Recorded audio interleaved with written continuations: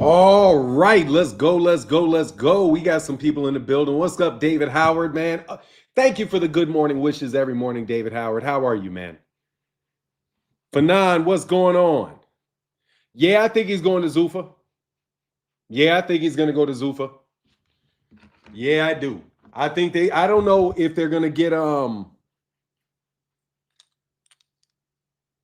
Oh, what's up, Grand Rising Fanon? Salute to Aerospins for sending 1,000 autograph pictures to USA Boxing and Cincinnati Glove. Oh, man, shout out to you, brother. That's what's up, man.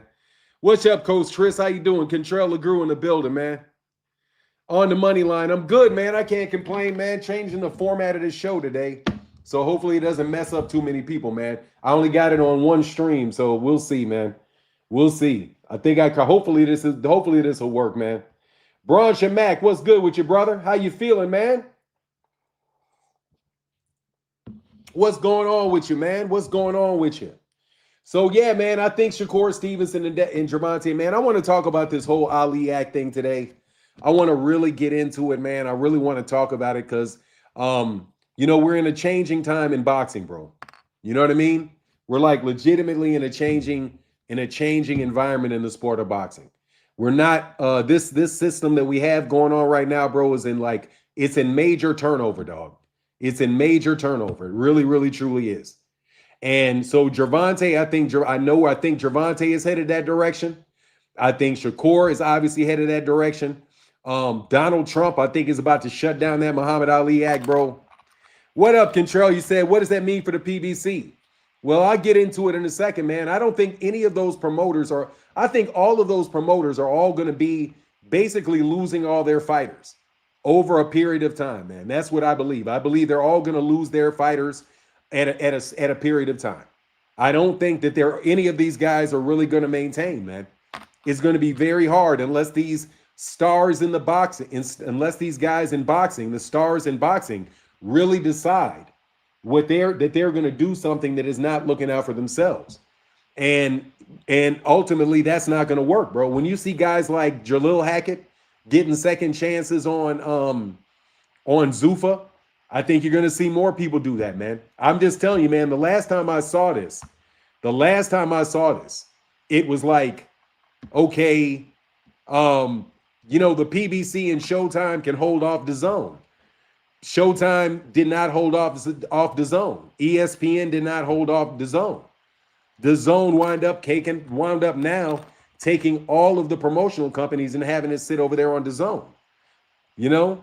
So what up, VA Bella Buttes? What's up, beautiful? How are you? Shout out to you. I think that what it means is, man, that these guys are all going to have managers and not necessarily be promoters. I think it's going to help managers. It's going to destroy promoters. KQ in the building. What up, man? Shout out to you, brother. Shout out to you, man. What's good with you, brother? How are you feeling this morning? Okay, so at least 70 people. If we can find the all right. So it didn't work so bad, man. We just still wait for some people to come over. I mean, honestly, bro, I don't know, man. I don't really have that much hope for the PBC, man, because I don't really know if Al Heyman is really into it. And also, I don't know what this Floyd Mayweather Jr. lawsuit is doing, because I didn't see Steven Espinoza anywhere around. And the PBC did have a fight card, but that actual promoter that was doing the fight card was that promoter out of the UK. And then when you looked at the people that called the fight, you didn't see Brian Custer there. You saw Sean Porter there and Paulie Malignaggi there. Like, for me, nah, Branson, you're not late, man. Koki said, I've been out of the boxing loop for 3 months and I still see the Haney's running their mouth. They're running their politics down our throats. Yeah, they still do that, man. And honestly, man, I appreciate you coming back and chopping it up with me, man. I really do. Seriously, man, boxing is terribly slow, bro. So you guys coming by every morning and supporting in the super chat and the cash app, bro, y'all really help out a lot, man. We're still trying to grind this out, man. Still be hopeful, man. Martin, they asked Dana about Hitchens' next opponent, and Dana couldn't answer because he didn't know who the boxers were. Man, they're getting it together, man. What did you think, Zulu Lion? What did you think of Richardson Hitchens? What did you think of Richardson Hitchens in that last fight? Zulu Lion, right? What did you think? Like, what did you think of the fight? I'm very interested to know, man. Is Richardson Hitchens somebody that is going to be motivating you to remember who he fights? I can't. Only thing that I know about Richardson Hitchens is that Richardson Hitchens need to fight. What's my man's name? He need to fight Oscar Duarte. I know he don't want to fight Oscar Duarte for some strange reason. Richard snitches said, "Oh, he's the worst, bro. Snitching ass, snitching ass, snitching ass." But you know, that's what they do, dog. Hey, man, that's what they do, bro. I didn't watch it. Yeah. Hey, said, yeah, I don't think a lot of people watch that, man. I don't think a lot of people watch Richardson Hitchens fights, man. I think that's going to be a tough sell, bro. I really do, bro. I think Richardson is a very, very tough sell. I think to watch Richardson Hitchens fight, you must absolutely be Richardson Hitchenson's cousin. You're either a content creator that has to watch the fight, or you're Richardson Hitchens' cousin. Because other than that, bro, I don't know anybody that's excited about a Richardson Hitchens fight. You know what I mean? Richardson Hitchens is like a poor man's Devin Haney. He's like a poor man's Devin Haney. I kind of get excited about Shakur fights though, but Richardson Hitchens is like a poor man's Devin Haney to me. A poor man's Devin Haney. What do you mean his cut man? His cut man. I'm telling you, man, he's like a poor man's Devin Haney. Poor man's Devin Haney is what he is, bro. He is a poor man's Devin Haney. He's not going to give you a lot of fight, but he is going to give you a lot of talk, you know? And he's a competent fighter, but they're all fighting that, you know, that lovey-dovey type of non-conflictual type of way, man. He don't want too much smoke, bro. He don't want too much smoke, dog. Yeah, he is the Timu Haney, bro. He's like a poor man's Devin Haney, bro. He's like Devin Haney. He's like Devon Haney. His name should be Devon Haney. You know what I mean? He's like what Sean Haney wants to be. Richardson beat up Kambosos worse than Debo. I mean, you know, but that's enough wear and tear on George Kambosos, man. George Kambosos had gotten whooped by everybody, dog. You know what I mean? Everybody whooped George Kambosos. George Kambosos was whooped up nasty by Vasily Lomachenko. There was nothing exceptional about whooping up on George Kambosos. You know what I mean? Divine Intelligence, it was your boxing that got me here. It was your channel that got me into boxing to this degree. I like the sport, but most of my boxing information I got comes from you. Okay, that's what's up, man. That's dope. RN, what's going on, man? I'm just telling you though, man. Look, dude, I'm trying to support Devin Haney now. You got a converted Devin Haney supporter in me right now. Devin does not. I've realized that Devin is not nearly as obnoxious as some other people are. So, like, honestly, bro, like for Bill Haney and Devin Haney, dog, I'm kind of rooting for him. At this point in time, I'm rooting for him. Because I don't want those guys to have to get stuck over there at Zuffa, man. You know, I appreciate that Bill Haney is out of here hustling for his son. I appreciate it. You know what I mean? Melvin Walker said, "You the truth, bro. I listen to you. Thank you, man. I appreciate it, man. I need the support, bro. Really do." Funny, I'm just telling you, man. Like, seriously, man. I'm kind of like over the whole anti-Bill Haney thing. It's like popular not to like Devin Haney. It's like popular not to like Bill Haney.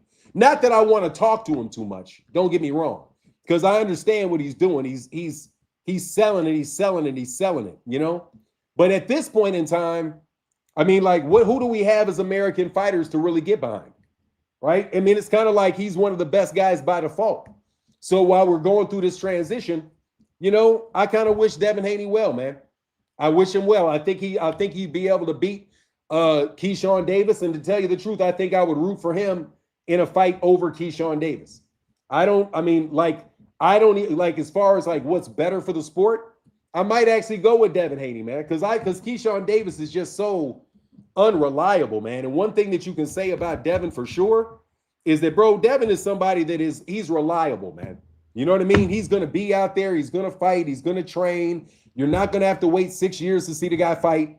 I mean, there is some cachet. There are some important aspects to that. You know what I mean? Nuke the Duke said, who's the worst, Bill, Floyd, or Norman Sr.?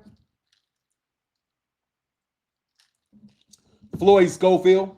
What up, Gabe Toss? For me, it's Floyd Schofield. For me, it's Floyd Schofield is the worst. For me. because I just don't believe Floyd Schofield. I don't think Floyd Schofield's telling the truth. Like, I don't believe, like Devin, I know Devin really wants to fight. Devin is a real fighter. Yeah, Devin be in shape, man. Devin be in shape, man. Devin's a real fighter, man.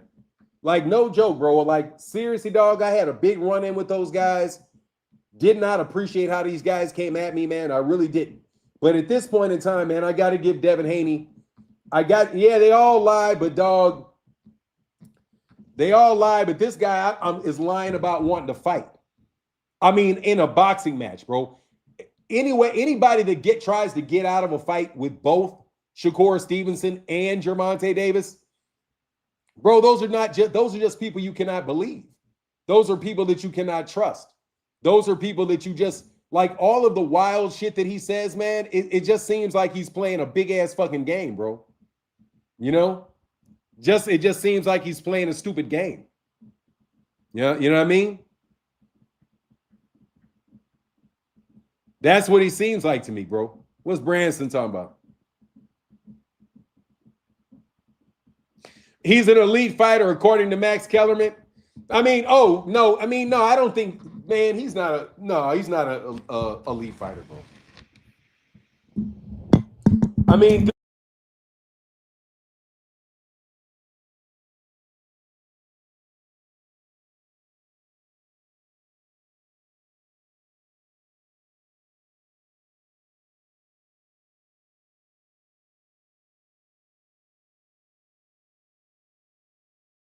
oh, thank you, bro. Sorry about that.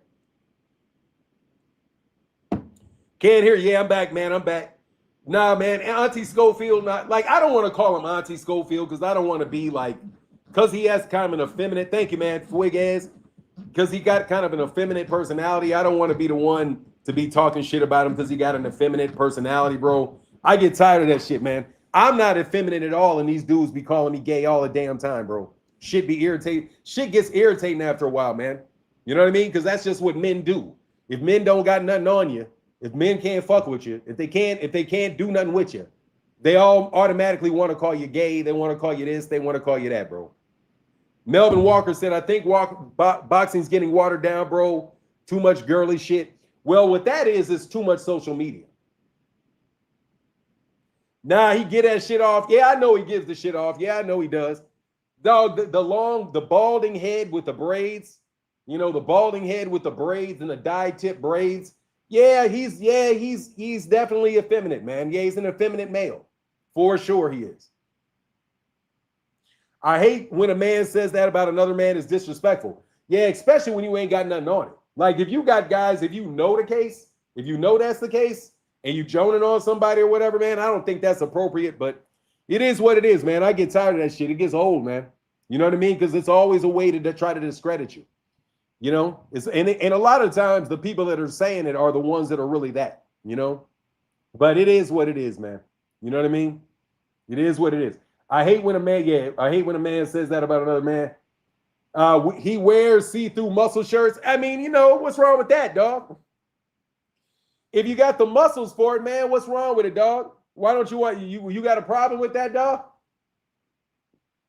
Only thing I can vouch for with Schofield is he used to match him with our fighters when he started boxing at 8 years old in Georgia. I didn't know Schofield. I thought he was from Austin.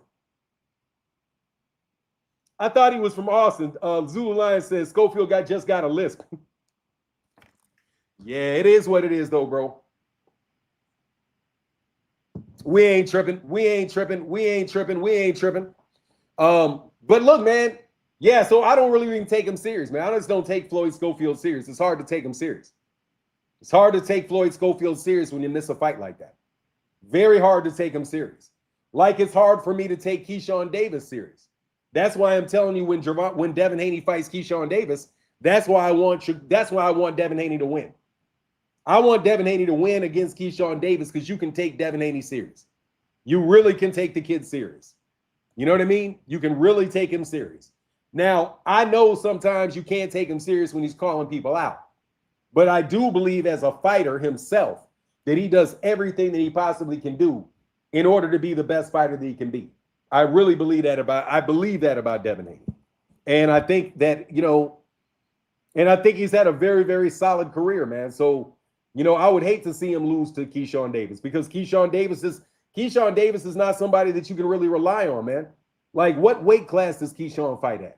Right? Keyshawn is here, there. Keyshawn is everywhere, man.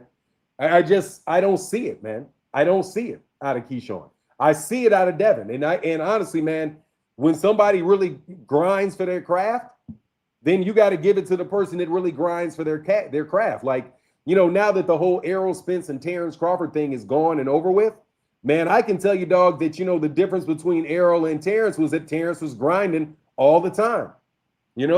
You say what you want about Terrence, man. Terrence grinded all the time. Terrence continually got to be a better fighter. Terrence never sat on his laurels. He always was doing whatever he had to do in order to become a better fighter. And oh man, thank you, bro. Appreciate you for the Cash App, dog. Really need it, dog. Because boxing is it's a tough way right now. Thank you, bro. $10 holler, man.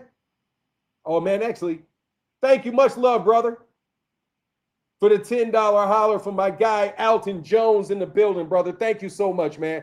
Y'all make the channel. You make it work getting up in the morning to do it, dog. Big time, and a personal message on that mug. Thank you so much, man. Appreciate you, dog. Appreciate you. They are both willing to do what Shakur will not. Keyshawn and Dev. Well, I think there's a difference between Devin, Keyshawn. The situation with Shakur for me, is that Shakur is being made into the next star. So, like, he right now is being built up by the same people that built up. He's being built up by the same people that built up Terrence Crawford.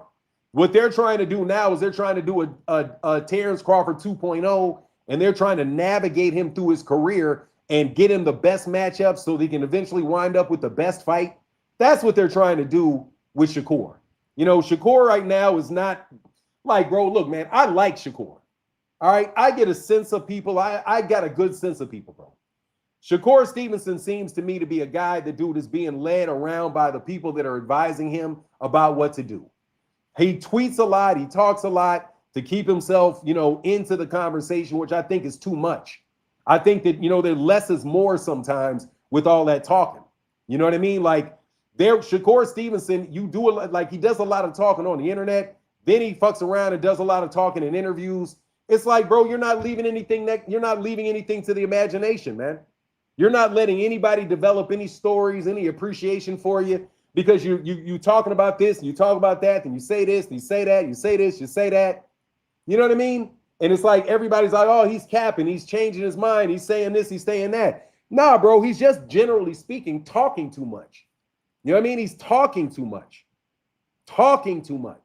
And so therefore people start taking him at everything that he says. And when you talk all the time, bro, and you're not dead set consistent with what you say, people are going to get sick of that shit, man. But at the end of the day, bro, like, I see it on Twitter, bro. They're like really major. There's us a Shakur faction. Then there are Devin faction, bro. And the cats that like Devin, no, the cats that hate Shakur also will like support Devin when Devin is hating on Shakur. So it's just like a round robin of bullshit right now. You know what I'm saying? Excuse me for burping. It's like a round robin of horse shit is what we're going on, is what's going through. You got a bunch of kids that just don't know how to shut up. And you got a bunch of managers in them that are telling them that they need to stand out in social media. You got 50 million YouTube channels that everybody's getting interviews on all the time. So there's plenty of time and plenty of opportunity for you to fuck up the conversation and fuck up your reputation. It really is that simple. You know what I mean? Like, you really have an opportunity to really kind of screw yourself over. And I think that that's kind of what Shakur has done, man. In the minds of a lot of people, because I think the people that criticize him are being kind of fair, man. I don't think that they're being unfair. The Spirit Bomb says Shakur can fight Frank Martin, Mason, and Floyd. However, he talked too much. I don't think he is as good as he says he is. I think he's ever been as good as he says he is. Nuke the Duke. Bud didn't have an answer for Yayo and Uncle Murder on why Keyshawn left Bomac. Because Keyshawn ain't right in the dome, man. Come on, man. Keyshawn ain't right in the dome, bro. Keyshawn is not right in the dome, bro. Keyshawn is not right in the dome. Not right in the dome. So you're not going to have real consistent things. You're not going to have real consistent things out of Keyshawn, man. Melvin Marker, that's what it is, bro, is bullshit. I mean, it is. They talk their head off, man. You know what I mean? They talk their ass off, bro. They talk their ass off, bro. Consistently talk their ass off. And people just don't like it. You know what I mean? People don't like it. Keyshawn, my favorite since Errol Spence retired. Is it for real? Hey, man, that's what's up. Somebody need to. Somebody needs to do that, bro. Somebody needs to love Keyshawn. Somebody needs to love the businessman. For sure, somebody needs to leave the businessman. But, you know, it is what it is, man. I'm trying to ride with all of them, man. I'm trying to make my attitude about boxing better. Because honestly, bro, I think that boxing right now is just such a low point, man, that it has to go up, man. It just has to go up. And first way is to like get rid of all this beef that everybody got with all of these fighters, man. We talking them down into a circle, you know? That's what it looks like to me. What up, Knockout Boxing 86 TV in the building? What's up, brother? Salute to you, sir. Nuke the Duke said, if you get punched in the dome for a living, you're definitely not right upstairs. Yeah, man, they're just not up there, man. Fuck Trump. Donald Trump is going to shut down that. I think he's going to shut down the Muhammad Ali Act. Why y'all say fuck Trump, though? Everybody says fuck Trump, man. That shit is cliche, man. That shit is cliche as shit. Man, he's not in control of everything, man. That dude has lost his shit, bro. Trying to make it, sitting on the fence, trying to make $1 out of 15 cents, man. What up, Jose? Hey, LeVar Aiken says, Shakur definitely one of my favorite fighters, but I wish he would shut the hell up sometimes. Yeah, it's just a lot, man. It's just really and truly a lot, dog. It's really and truly a lot, bro. It's really and truly a lot, bro. What up, chump? What up, True Sports Talk said it's been a while. Yeah, man, shout out, man. I'm a Rocco McBride says, I'm a big Keyshawn Davis fan. He's my top 5 active fighters right now. Let me see, man. Is there a pic of Trump and Ali anywhere? Let me see. Because his whole family is supporting that.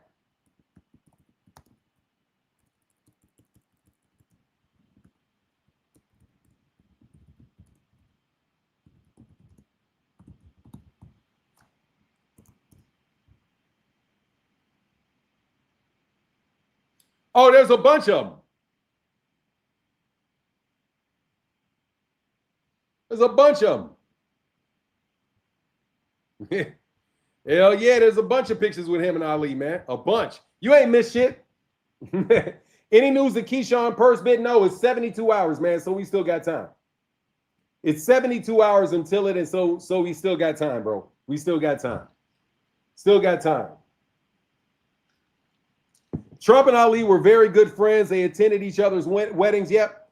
You know, that's what I'm telling you, man. Yeah, I mean, how many weddings did they attend with? It is dang. I figured, yeah, there's a lot of pictures with him, man. Dude, I'm gonna tell you, man, for the people that know Donald Trump, that I know Donald Trump, bro, they say Donald Trump's a good dude, man. But the problem is, man, that politics makes you do things in politics, man. You know, you do things in politics, and it's just what it is, man. You do certain things in politics, and your personality, your actual personality does not come out, man. And it always surprises people that who have friends that become politicians, the things that their politician friends will do. Being a politician will absolutely change the way that you behave, man. For sure.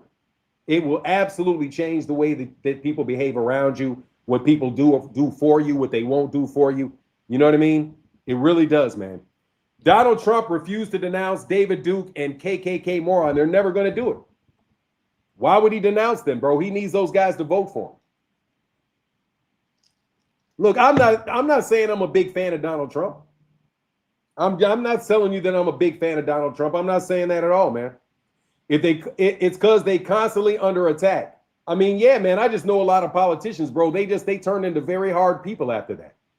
Very, very hard people after that, man.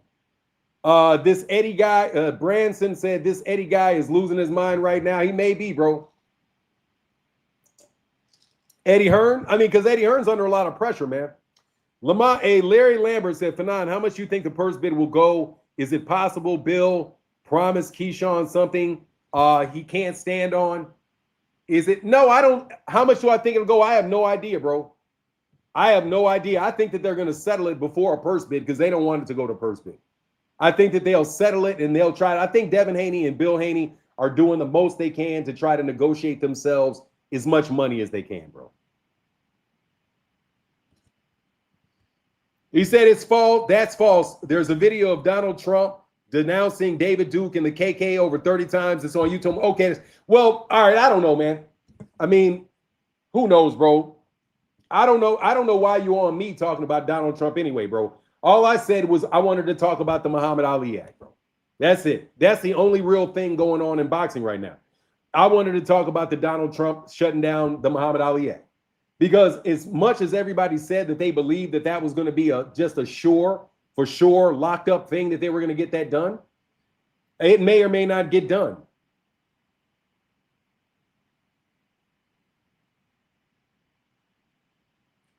Eddie Vasquez, I don't honestly, bro, I put it in the super chat, bro. I don't want to really talk about it, dog. You know what I mean? I don't know what I can do for you on that, brother. I don't know what I can do for you on that, bro. I don't really want to bitch about Donald Trump today. I don't really want to do it. I'm just trying to have a boxing conversation, dog, at 8 o'clock in the morning or 9 o'clock in the morning, dog. Okay? If you want to put it in the super chat, if you want to come up here and chop it up with me, come up here and chop it up with me. I would appreciate it, man. I could use the content. However, bro, I can't keep saying I hate Donald Trump. I mean, it is what it is. He's the president of the United States. The Republicans and the Democrats got us in war in Iran. We got a situation where we're looking at these guys talking about a draft, looking up models for the draft and doing all kind of other stuff like that, bro. It's too confusing to just hate one person all the time, man, and try to personify that shit into one person. You know what I mean? If it's just one person, okay? It's not one person. Donald Trump is not alone. Donald Trump has 100 members of the Senate. They've got a bunch of people in the U.S. Congress, and there's a lot of different people in Washington, and a lot of people make these decisions and do these things, man. And it's like we've lost control. But, dog, it's like, hey, man, you just going to try to spearhead and point to one guy? Dog, this is the United States. This is how it works, man. This is how the United States works, man. This is not some situation where you're out here like this is all fun and fine and dandy. No, they got a lot of really racist white folk in the United States. And they got people that are real warmongers in the United States, man. And look, dude, I mean, I'm sick. You guys wanting to complain about it, get on my nerves. Because black folk been trying to warn you about people for a long time, but you come over here and you don't listen. You sit there and act like you know every fucking thing. You guys were all pro Donald Trump when you were electing them. Fuck the blacks. They need to do this, do that. You guys were all about that shit. And now you get stuck with a guy that you don't fucking like. And now you want to switch up and be like, oh, I don't like him. I don't like him. I mean, bro, I don't give a shit. I haven't liked any of our presidents. You guys never listen to us. You never fucking listen. You come up here and always know better. For real. I mean, look, dog, I can understand why people would hate Donald Trump. I do. I can understand that. But I'm just telling you, bro, cut me a break because people have been telling you about what's going on for a long time. You guys don't want to listen to anybody. And now you're in a situation where these guys are coming to get you. But we told you what they were going to do to you a very long time ago, man. It was never a question what these guys were going to do to you. You guys these people are going to get rid of you. They're going to exploit you. That's what they're going to do. We're from this country. We told you that. You won't listen. You guys co-opt us. You try to run us down. And then after all that shit is said and done, then you want everybody to get with you when he fucks you over. And I'm not going to do it. I'm not going to do it, bro. I know what Donald Trump is. You guys don't know what Donald Trump is. You didn't know what Donald Trump is. You don't know what these people are, what these people will do. You don't know. So go ahead and support him. And you supported him. And when it was time, he did what they were going to do all along. But, you know, you guys like to play the dog and pony show games. You know, you guys want to talk about shit for like 50 fucking years about irrelevant shit and never talk about the real stuff. It's your boy here said, I got Zepeda this weekend. Shout out, man. I hope I got Zepeda. I I got Lamont Roach this weekend, man. I got Lamont Roach. Nah, but I'm for real about that shit, man. I mean, we're talking boxing. Somebody asked me a boxing question, man. I got to keep a grind. I'm just keeping it on the grind today. You know what I mean?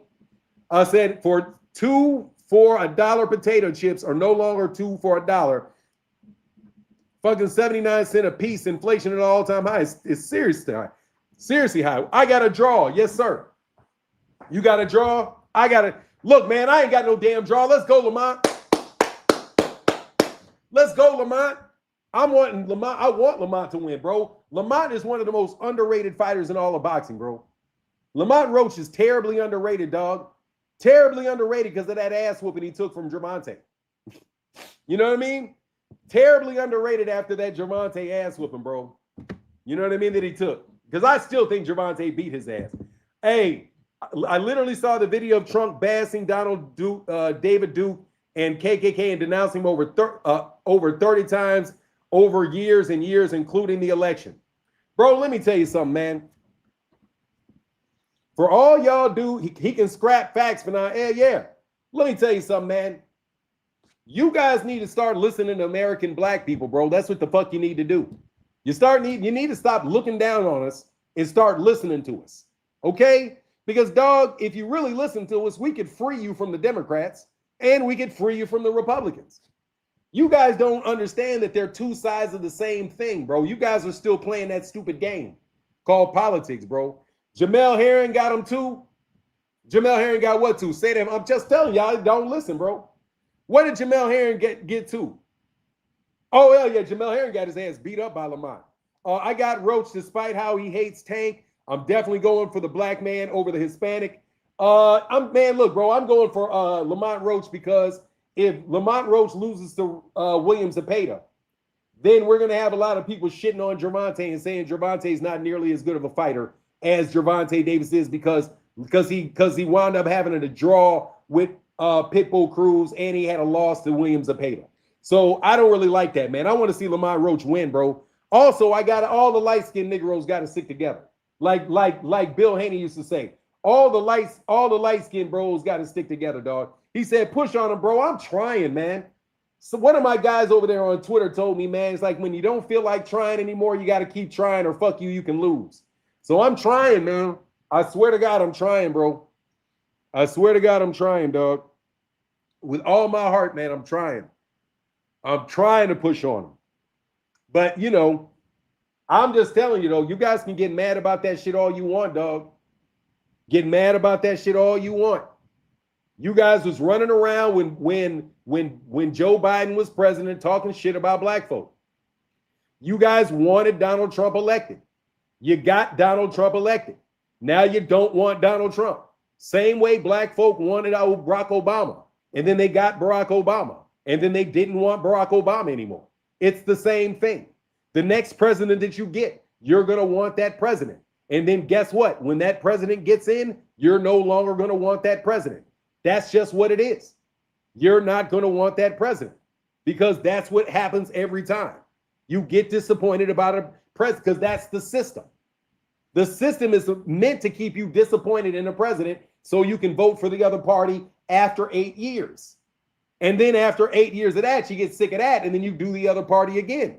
And then you just go through it over and over again and you don't like any of your presidents. Now I'm just telling you what it is. And you guys think that you're slick, bro. You guys think you're slick. You're not slick. You're not smarter than us. Like, for real, if we have not solved the problem, bro, that's because we don't have anybody working with us. I'll catch up soon, my friend. You gone? Get out of here, man. All right, brother, you get back, bro. Thank y'all so much, bro. I really appreciate you chopping it up with me, man. LeVar Aiken said, yeah, but when Trump says some racist groups are great people, he talks down anything that has to do with slavery and racism in museums around the country. Bro, let me tell you something, man. Do you know who that is really about, bro? You know what that is really about?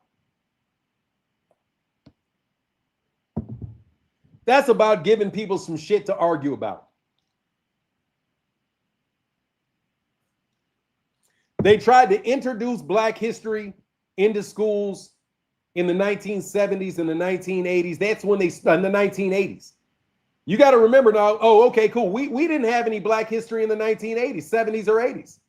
We didn't have any of that shit. We didn't have any of it.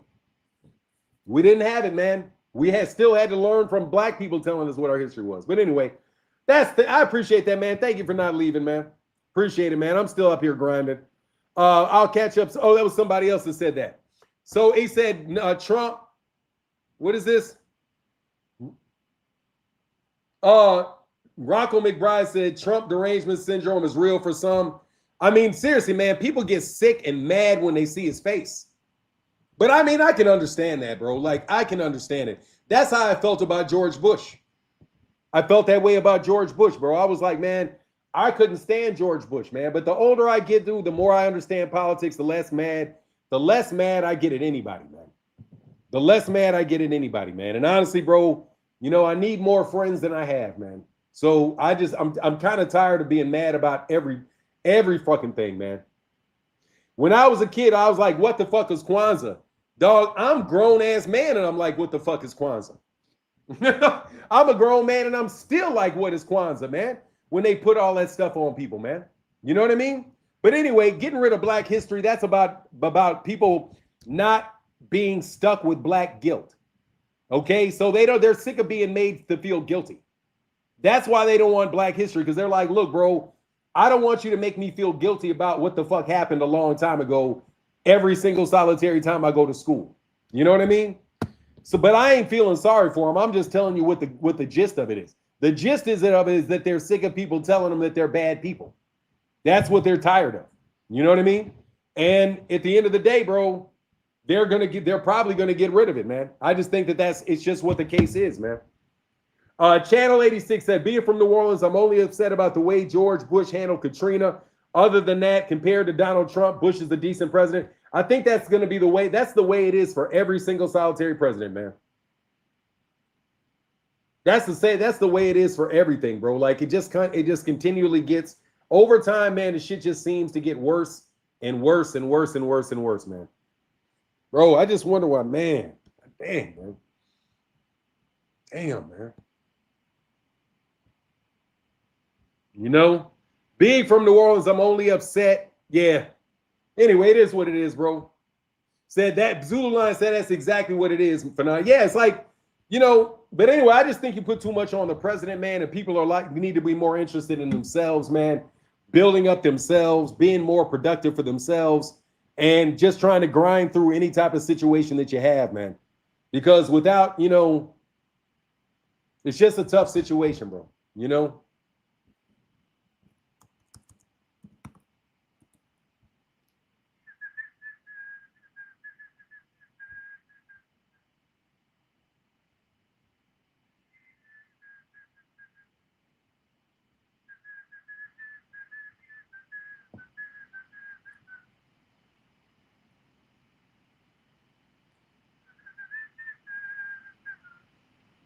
I wonder why. Hold on 1 second, man.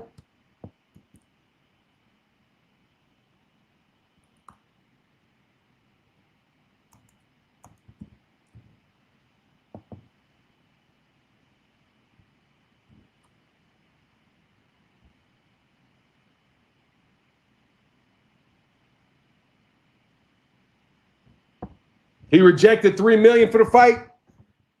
Oh, man, can I tell you something, 2 Cent, bro? Let me tell you something, 2 Cent, man. Let me tell you something, man.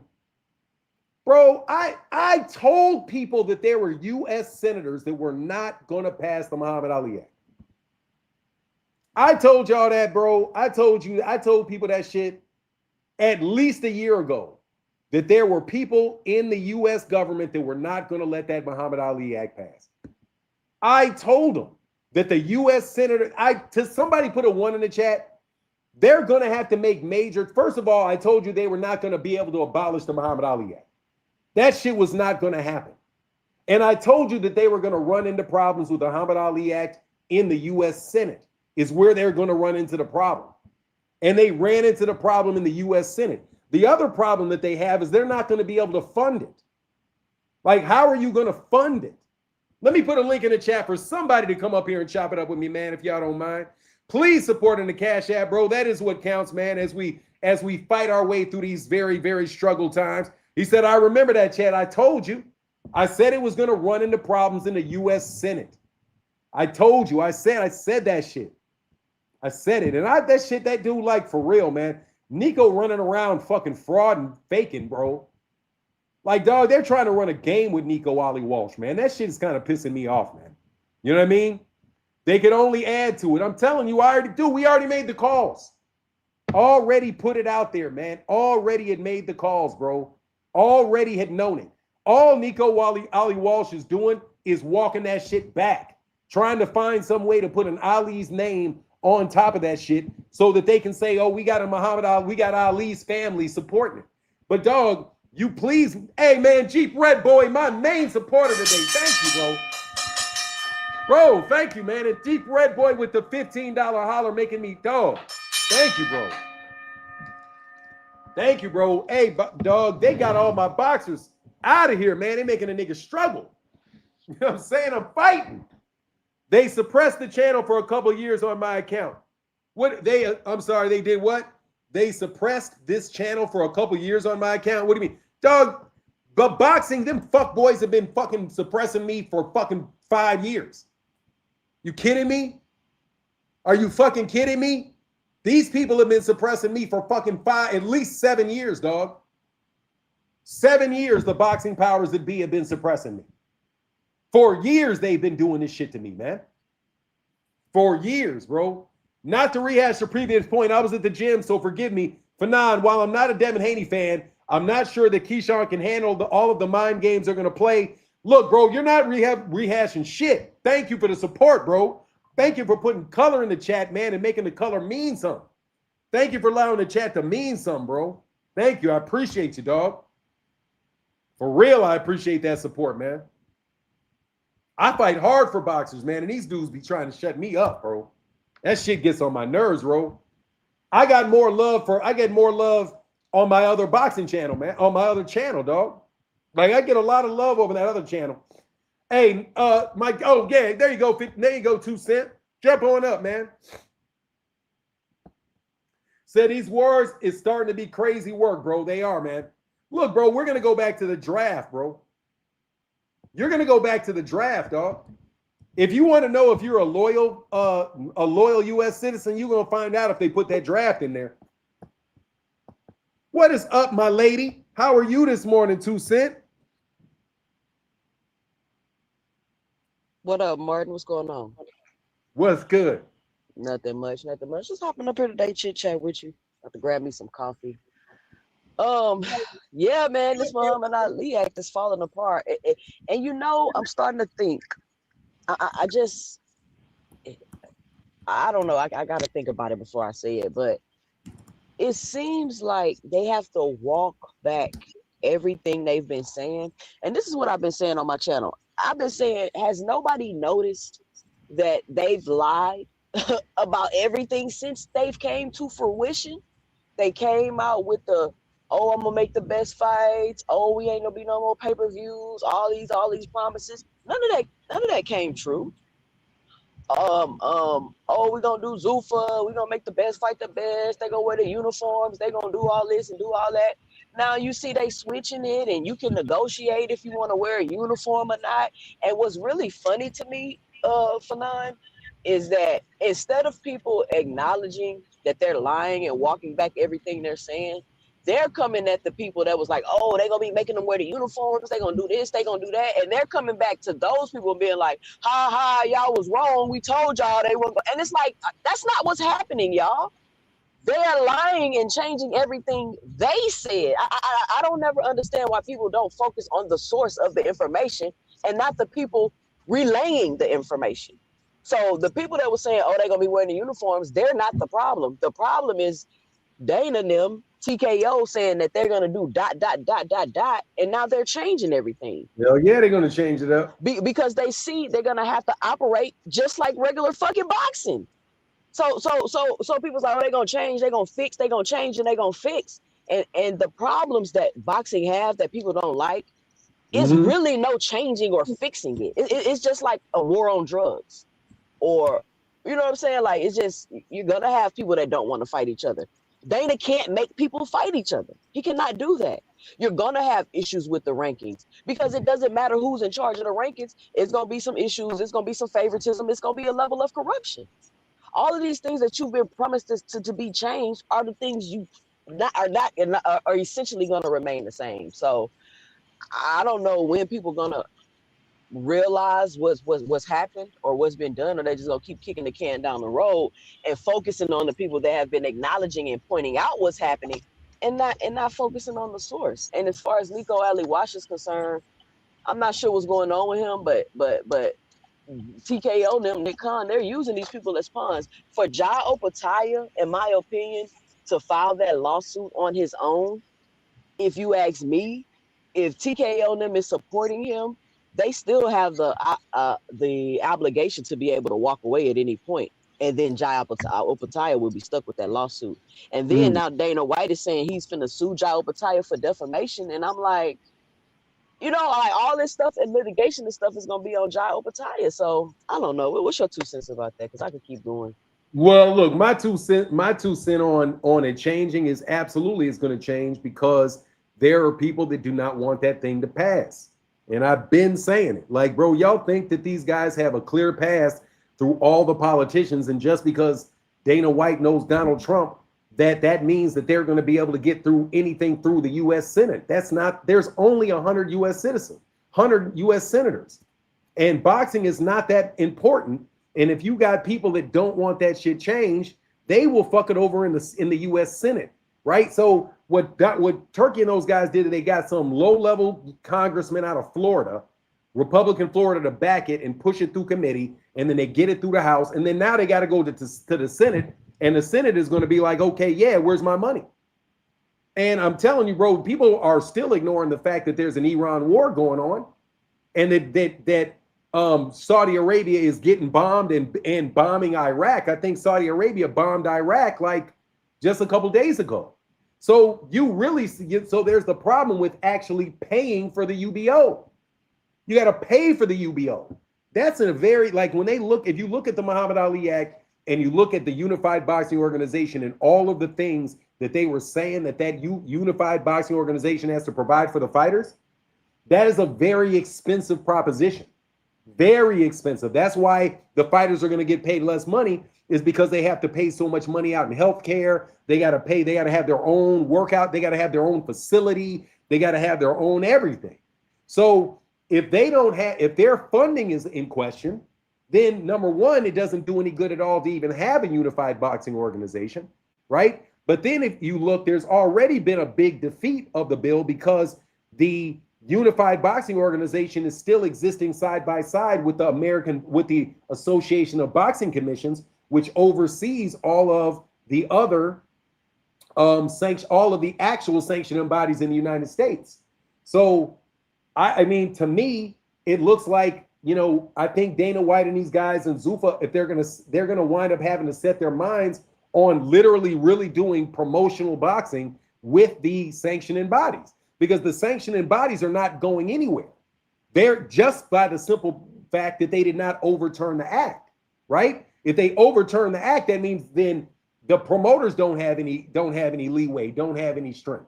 So the fact that they kept it means that those two systems are going to be running in unison. And because they're running in unison, the UBO and the sanctioning bodies, the way they have it today, it's going to take a long time for those guys to compete their way out of that if they ever can. And they've got funny money. Like, the people don't have to accept my rationale for saying why their money is funny, but dog, it is for sure that we're going to be mired down in issues in the Middle East for the next fucking several years. People were saying, oh yeah, it's only going to last for like 3-4 months, but doggone, man. Don't you remember? I don't know how old you are, 2 Cent, but I'm 57, right? So I remember 2000 and then, oh yeah, the 9/11, yeah, we're gonna take care. Man, 9/11 went on for god dang 5-10. Matter of fact, we're still dealing with 9/11. Shit never went back. You know what I mean? So I just don't see it, man. I just don't see it. I don't And see it. I don't see them being able to enact their original vision. I right, just and don't see it because I don't think they got the money. well, because to their original vision for now was to get rid of everybody except for them. That whole Yeah. UBO and you got to pay for insurance and all of that, and because they made changes to that, and it's like, okay, so basically y'all saying we finna make it impossible for anybody else to function inside of boxing, which is just dumb. And I don't know why anybody would even encourage this. This shit makes no sense. But I was about to say on top of that, for none. First of all, let me say, just because I'm acknowledging what's happening and going on with Zuffa, it don't have anything to do with my emotions or my feelings. Like it's hard to have these conversations because everybody's like, oh, they just resort to you just don't like them. And whether I like them or not, that doesn't change the facts that I'm speaking. I believe now California and New York are suing, not suing, they're trying to stop the merger of, is it Warner Brothers and Paramount? Mm. So now they're suing for that. And also, I believe TNT is under Paramount. And now you have Top Rank, and I think some other people that are going to be fighting on TNT, but TNT is under Paramount. So it's like now you have Top Rank and them competing with Zuffa on Paramount because they got boxing on TNT. So it's like it's a whole issue. They're saying that the merger is a security Oh risk. shit! This is a long ass. Whoa! Let me read the information so everybody knows what you're talking about. Okay. Warner Brothers Discovery is facing major legal battles centered around an antitrust lawsuit, pausing its 1.11. I love these numbers. 111 billion merger with Paramount and a separate conflict lawsuit against Amazon. The pause. Paramount and Warner Brothers Discovery agreed to halt their merger until January 1st of 2027, or until the court resolves the ongoing antitrust issue. And Warner Brothers Discovery is sued by Amazon in Los Angeles Superior Court. The issue is Warner Brothers Discovery claims Amazon illegally interfered with executive contracts by. Okay, that's yeah, they do that shit. Yeah. So that looks like that shit's paused for a year, according to what they're saying. Yeah, It's paused for a year. so they're gonna have to work that out, and I don't know. We could possibly see all this shit unravel. But if everything remains the same, they fix it for none. It's going Uh-huh. to be an ultimate. I don't want to say deception, but it would only end up with a new promotional company, a new building, another fucking side of the street. Exactly what Man, y'all didn't want. or it could. I see. I just really hate the zone. Like, like I'm gonna ask you. I really hate the zone. Like, I don't even if PBC is on it, everybody's on it. For the sport of boxing, I really think the zone is terrible for the sport of boxing. I I hate was the at zone.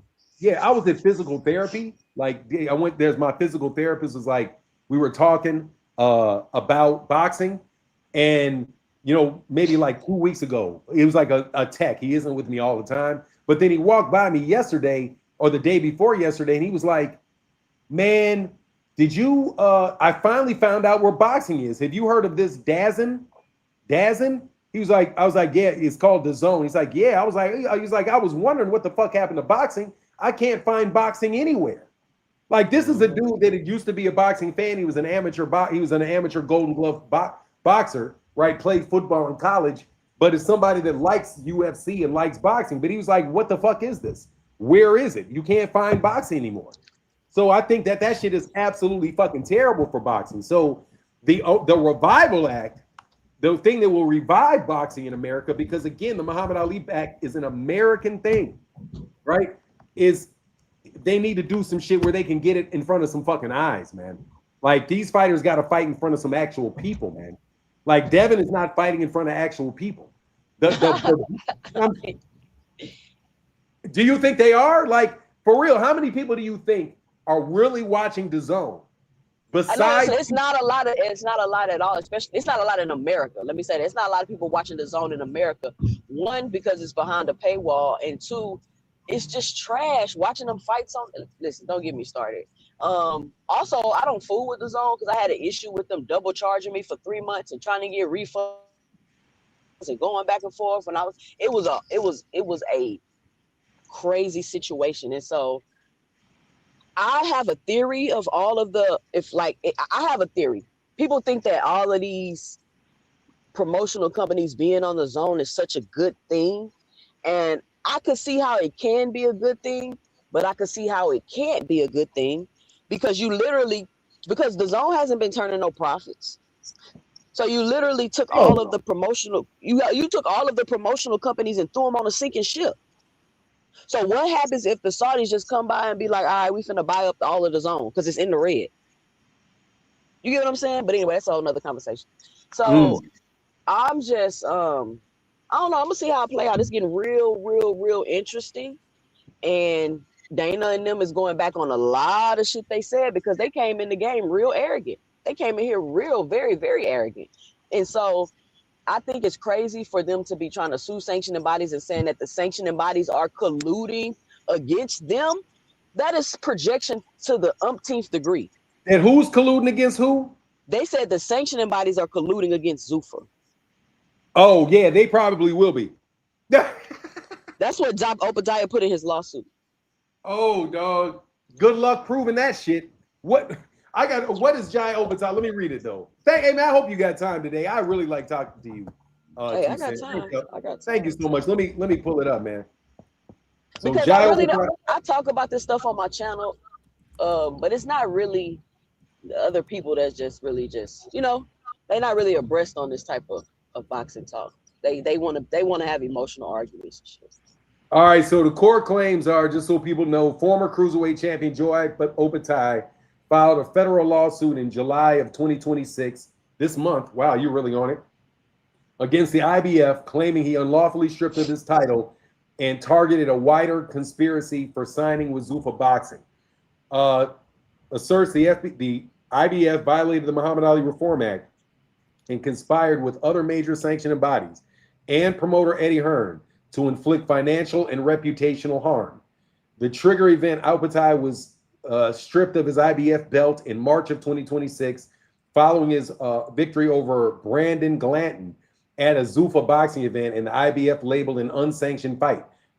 He demands reinstatement of his title, an injunction stopping the IBF from crowning a new champion, and financial damages.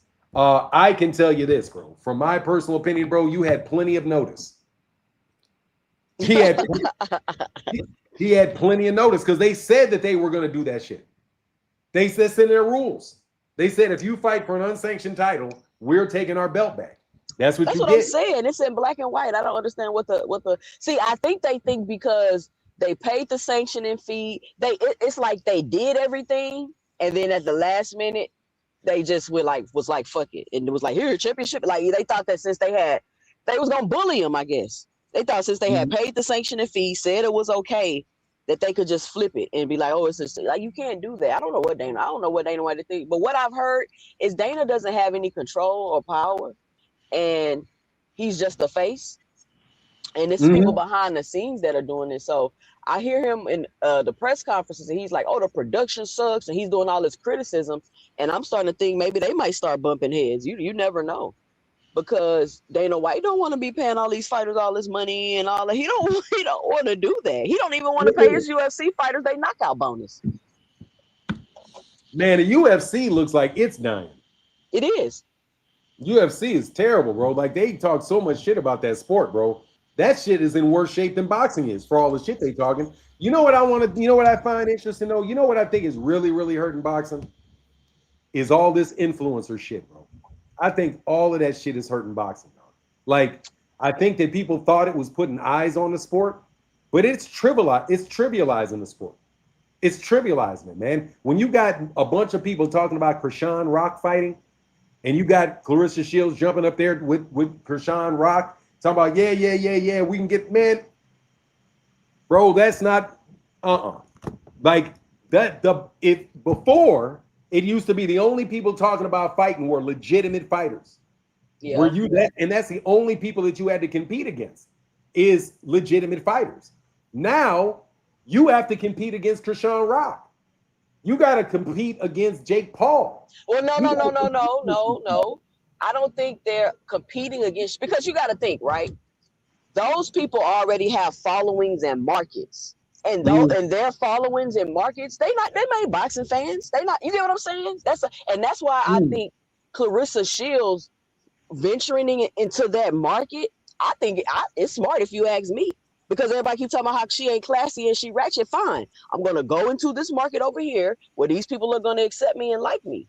So, and that's the same thing I was saying about the Jake Paul Tank fight. I was saying the people that's gonna watch a Jake Paul Tank fight ain't the same people that's just gonna watch Gervonta Tank Davis fight Shakur Stevenson. That's a whole different market that they're fighting in. You get what I'm saying? Hold on. Yeah, hold on 1 second. Let's see if this is a real one. Give me 1 second. Maniac, how can I help you? Yo, I'm just listening to the conversation. I just want to add. You got a crazy echo. What's on your mind? Do you have something to talk about, or you just trying to what's Can y'all on, hear me? Can y'all hear me? Yeah, I can hear you well, man. What's on your mind, brother? Oh yeah, we was talking about Zuffer. I think 2 Cents made a great point. And the IBF was in. Hold on, I got an echo. I'm trying to come back. Okay, that's cool. I don't hear an echo on you though, just so you know. No, I heard. So what were you saying, 2 Cent? I was just saying that I don't think. Damn, no, I have echo. Do you? All right, I'm gonna go out and come back. Okay, yeah, come on. I'll put another link. There's a link at the bottom. Yeah, I don't know what happened to the link, man. Come on, man. Hey, y'all, man. Anybody want to come chop it up? Come chop it up with me, man. For sure. How do you merge the two markets, 2 Cent? Okay, we'll get that question to 2 Cent later. Melvin Walker said boxing done turned to cartoons. Look, man, we still here. We love it. Did you get echoes? I didn't hear an echo. I wonder why that is. I did not hear an echo out of either one of them, man. But let me put a link on there. It's funny how stuff happens, man. Oh, man, thank y'all for supporting me, man. We got 200 people in the building. Thank y'all for supporting me, man. Thank y'all for coming through the chat. What up, 2 Cent? So somebody had a question for you, bro, sister. Oh, what's the question? The question was, how do you merge the two markets, 2 Cent? I think she's talking about the markets, the Krishan Rock market and the hardcore boxing fan market. You don't necessarily merge the market. If you want to get into the market, that's you cross over, right? And that's why I came up here and I asked you, do you think Clarissa Shields is a crossover star? Because the ratchet, the love and hip hop reality show, all that's a market. And so I was starting to think the other day, I was watching AB and Dean, and I was thinking, like, people think this is bad for boxing. I think this is great for boxing because the younger generation is being exposed to boxing now, and it's not influencer boxers, it's real boxers they're being exposed to now. So you think about the time when boxing, I think about, like, we had the Rocky movies, we had all these boxing movies back in the day, people love boxing and this and that. We didn't have that anymore. We didn't have like a mainstream push where boxing was in the, well, first of all, let me say this, my degree is in marketing. So that's why this is really, really interesting to me. Oh, by the way, congratulations on your degree. Thank you very much. I appreciate it. I knew you were an educated woman, and it's nice to Congratulations. Oh, thank you. I got that shit a long time ago. Yeah, I know. Me too.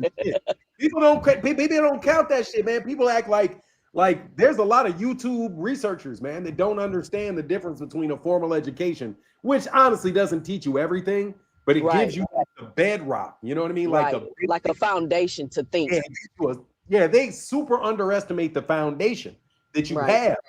Because then you can work off a lot of shit. They're learning a bunch of shit. Like, they'll learn a lot of stuff, but they don't have the foundation underneath it.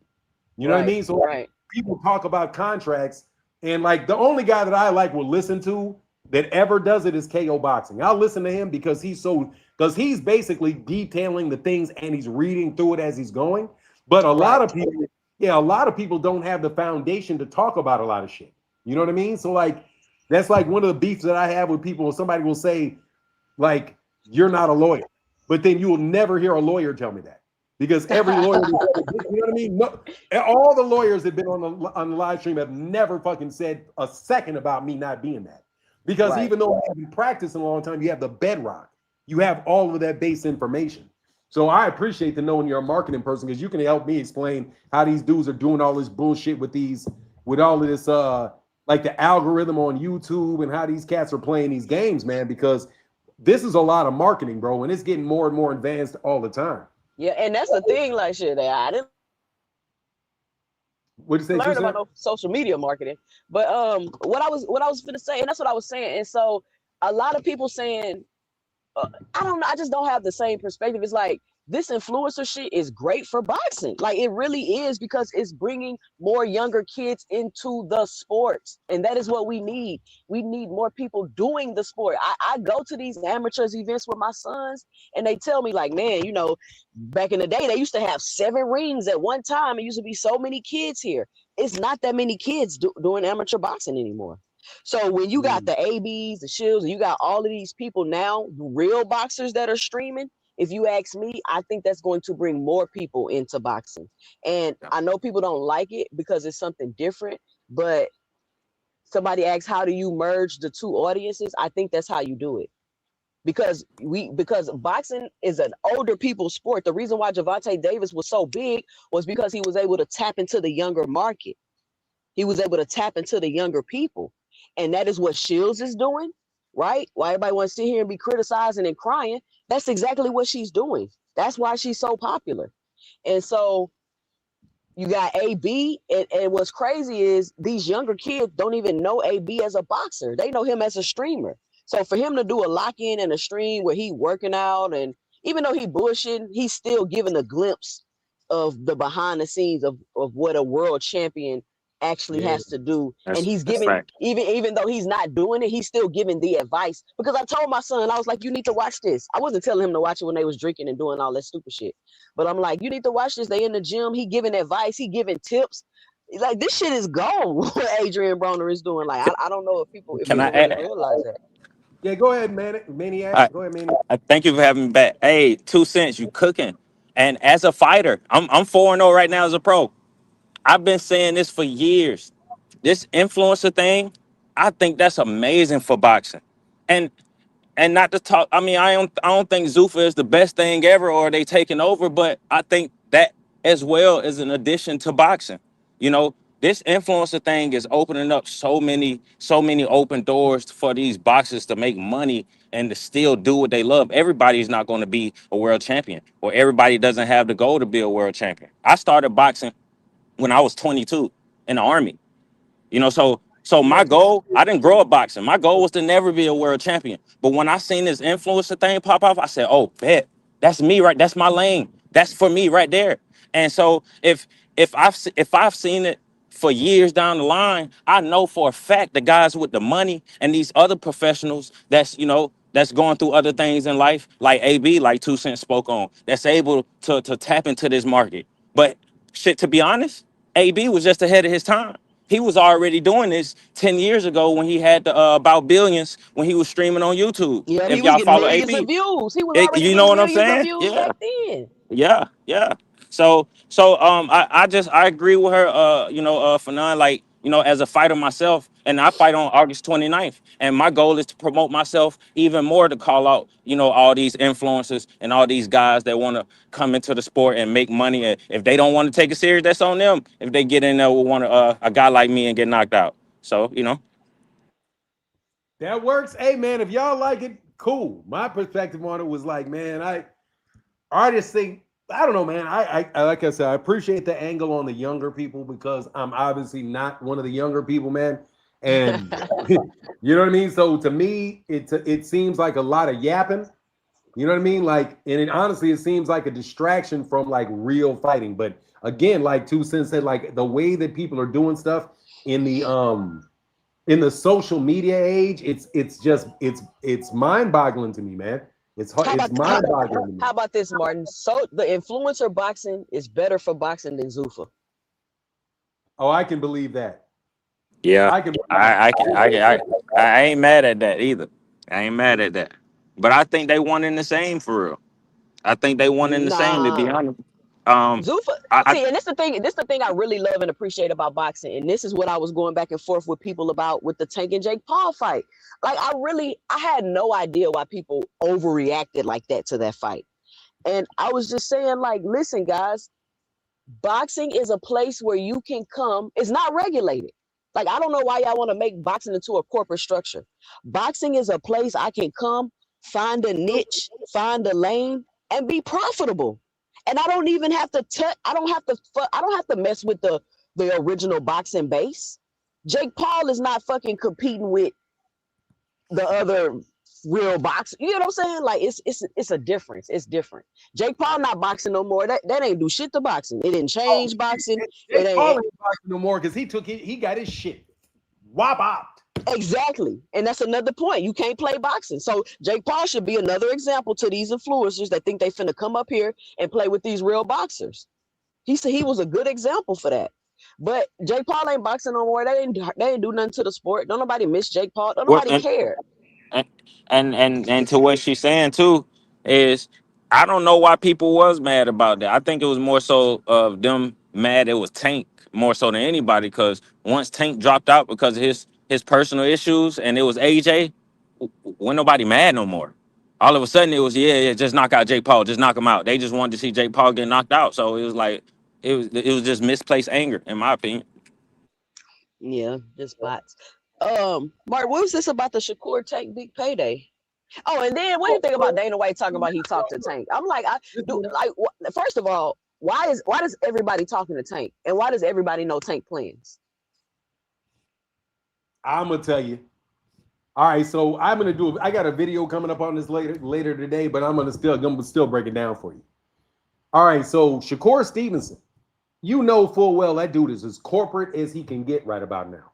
Like the whole Bud Buddy thing, that whole crew are the crew that is being backed by that are really being backed by Zuffa. So he signed with Zuffa, and now you listen to how Shakur Stevenson's talking.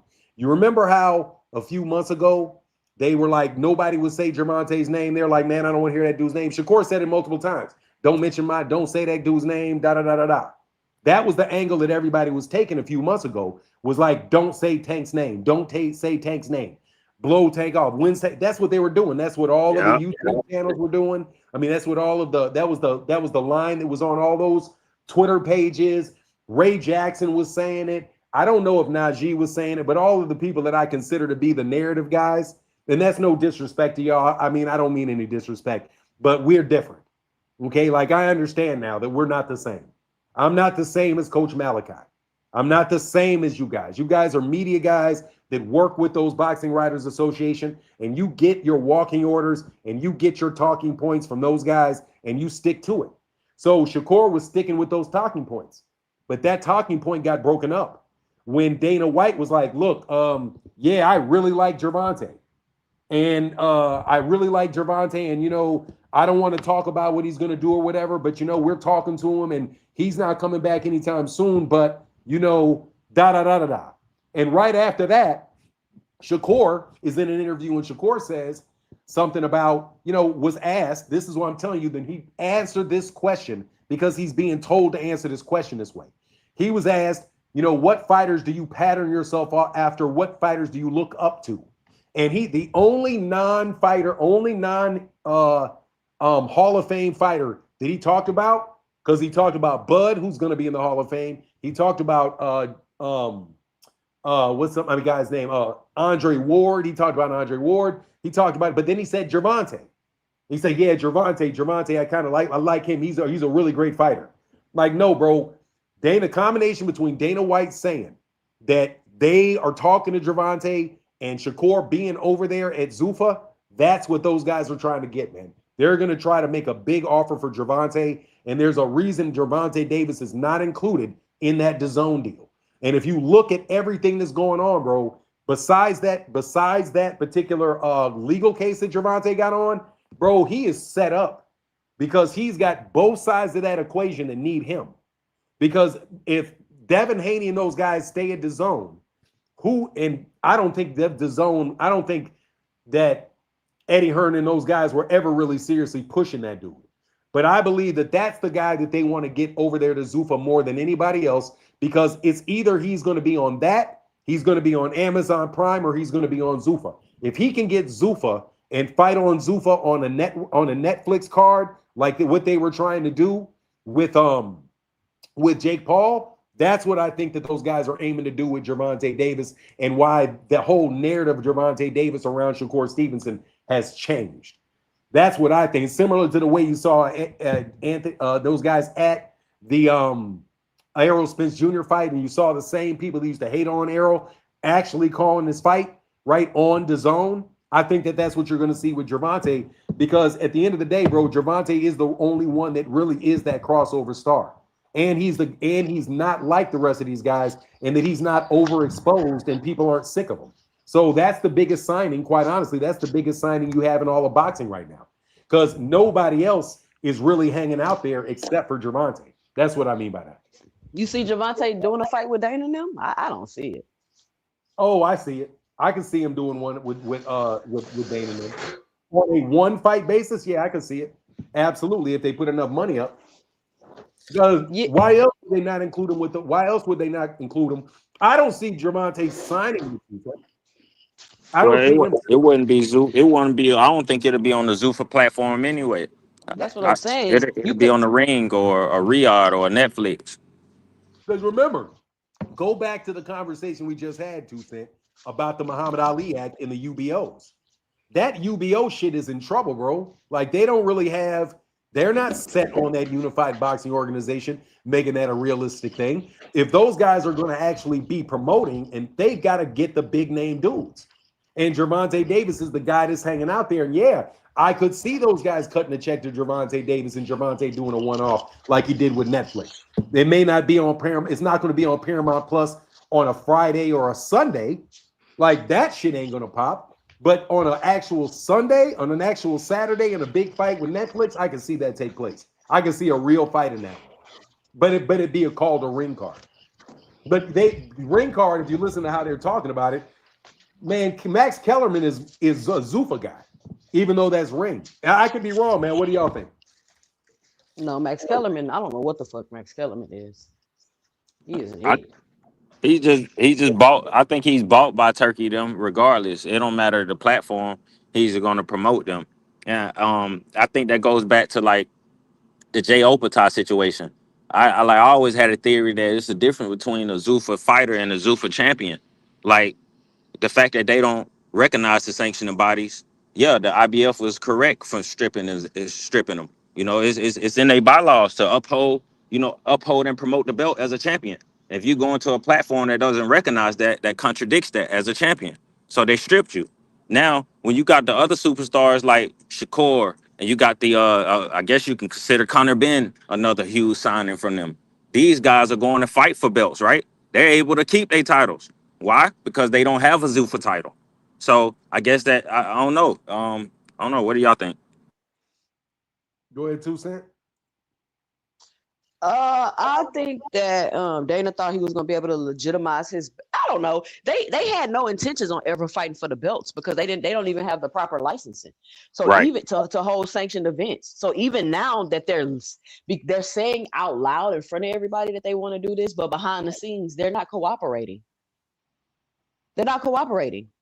The WBA, I think the WBA president came out and said, "Oh yeah, they could fight for the belts as long as they follow all the rules and get the right licensing." So Who the said that? fact that Who said that too? I think it was the WBA president, Gustavo said it. WBO. WBO Yep. president. He said they couldn't bid for the Devin and Keyshawn, but that doesn't deny them from bidding in the future. They just got to file the right paperwork.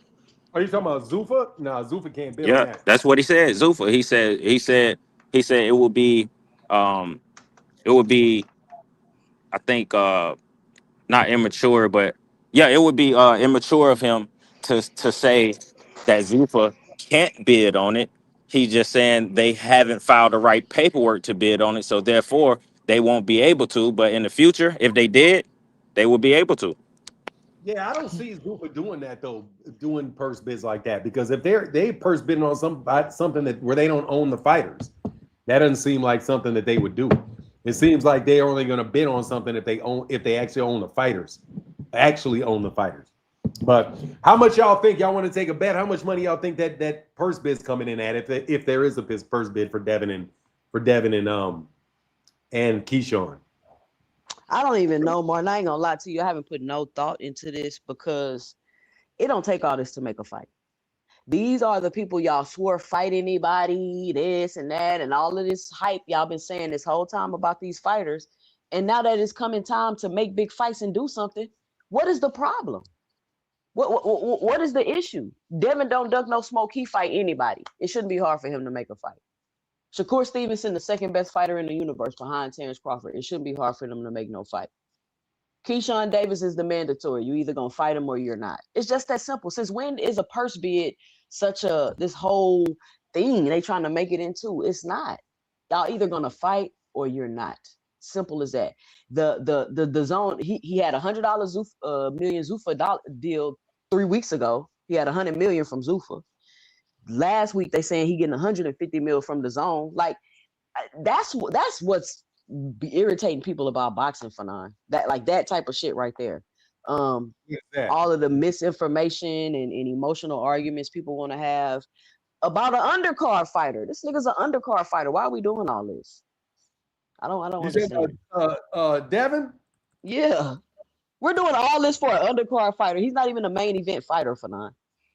Dog, look, I'm gonna tell you, for my own sanity, like I am really trying to not hate Devin Haney. Like I'm really trying my best, man. I'm trying everything I can to be like, you know what? This kid is actually fighting on a consistent basis, dog, and I want to like look past all the dumb shit, but it's just very, very difficult for me to do. Keyshawn Davis, I don't trust as far as I can throw, as far as I can throw my house. But you're 100% right. It's all that fake it till you make it stuff. Got Devin Haney with a really big, with a name that's known. That's my comparison there with the what do you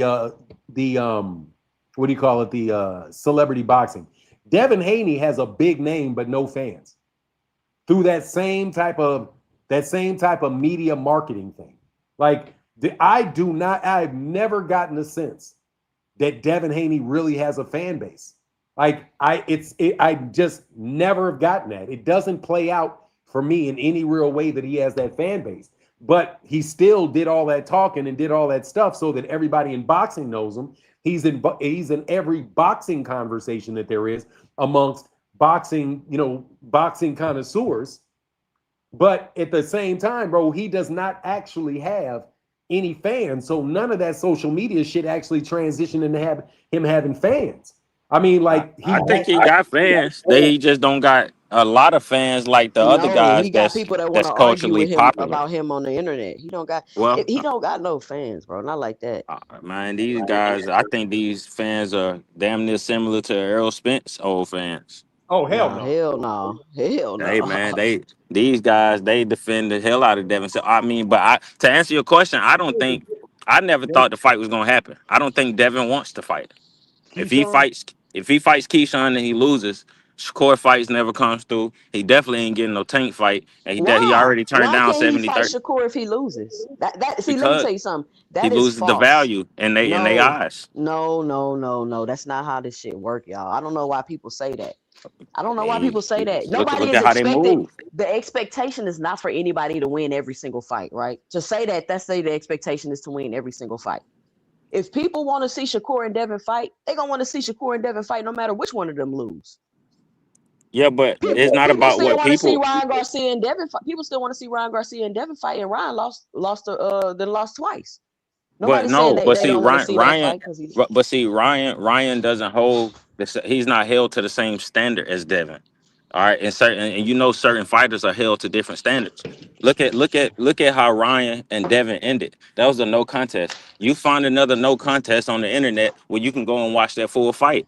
Devin got his head beat in. It bro. ended It's in a no plenty of no contest because of contests you can watch on the internet with the full fight. What you saying? I mean, okay. I mean, you name 'em. I couldn't find none that I know of.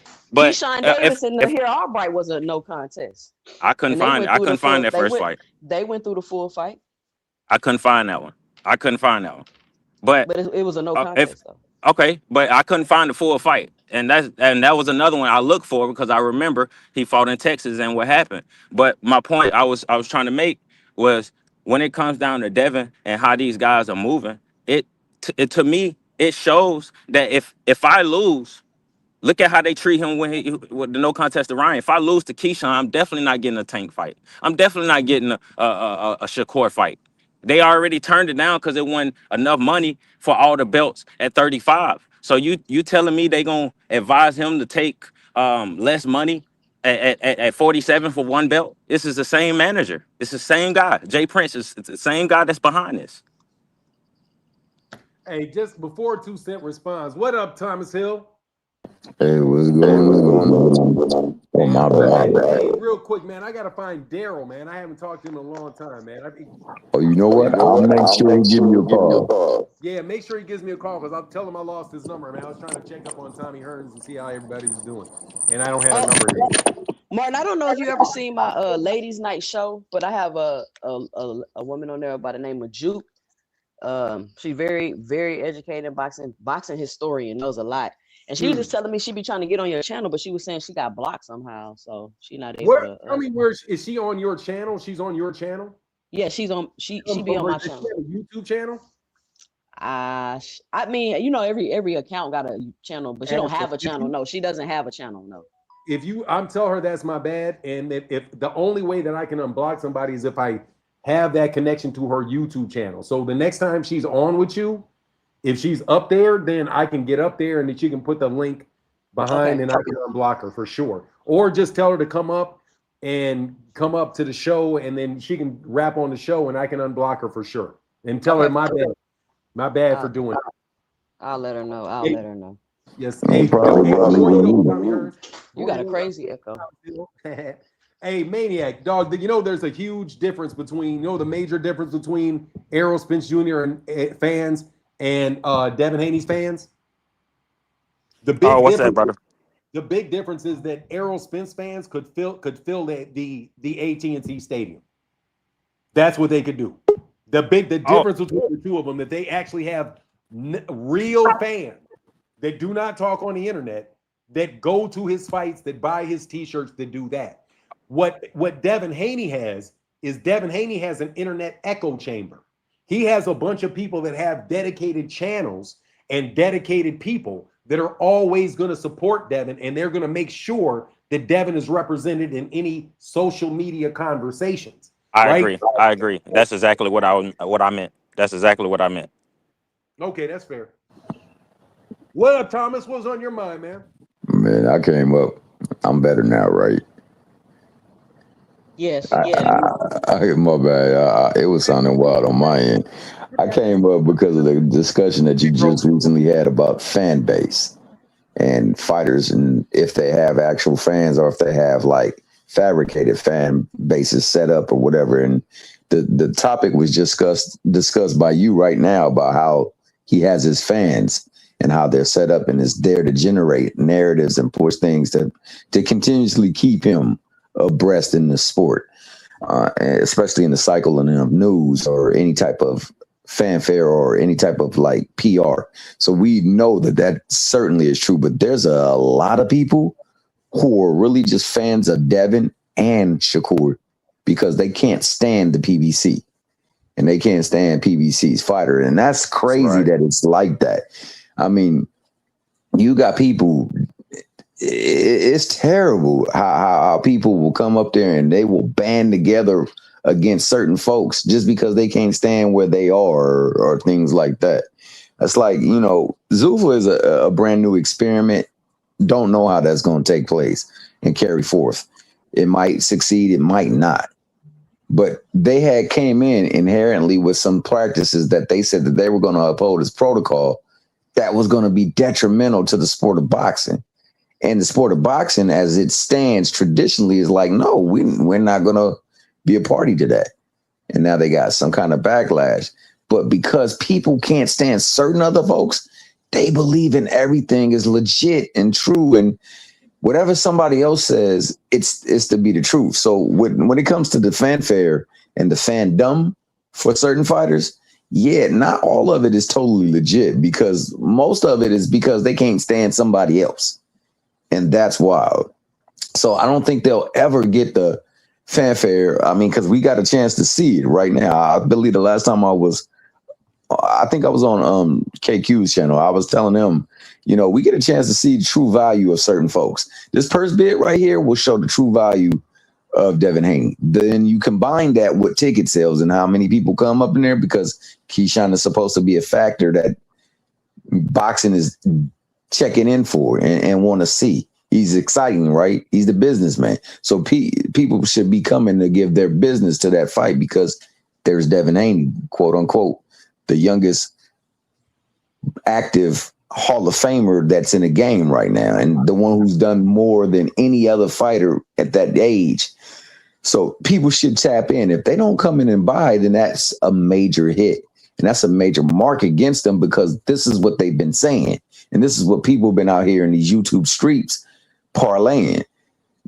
Meanwhile, you're going to have a fight with Ryan and Conor Ben, and then you're going to have a fight with Tio and Rolly Romero. If those two fights outdo this fight, if they're more lucrative in what they bring in, what is the telltale sign for the backlash for Devin Haney on this? Because he will take the biggest hit on this. It won't be because of you. I'm sorry. Can you summarize that a little tighter than that? I need to make sure I understand. I'm going to let the other people answer the question, but are you saying, can you state that in like a sentence or two so I can understand a little more clearly? Yeah, all I was really saying was that, you got fighters who say they're the face, or who people are checking in. You got one over at Zuffa. He's on his own right now, and he's pretty much the marquee. He's going to be the building. I mean, he's going to be the building block of what they're able to accomplish over there at Zuffa and Shakur Stevenson. He's got the chance to be the face and show how his value, his true value is, whether it does well. And then you got Devin Haney, who people say is where boxing is, and this is what boxing should be. He's looking for all the fights. He's got the appetite for smoke, so to speak. And he's now headlining the card with him and Keyshawn. Now, there's also two other cards going on: Ryan and Conor Ben, and Tio and Rolly. If they don't do the numbers that they should be doing, and these other two fighters do, it's going to be a real testimony of what their true value in and their true worth is to the people that want to watch and want to buy fights. That's what I was saying. Like, this is a test for them, and this is a chance for them to pretty much show their brand to be true. It is. What's your take on that? On that take, Maniac? I don't know. I'm still kind of confused. I was thought we was talking about Devin. I agree that it's these guys' chance to show what their worth is, but I'm not sure.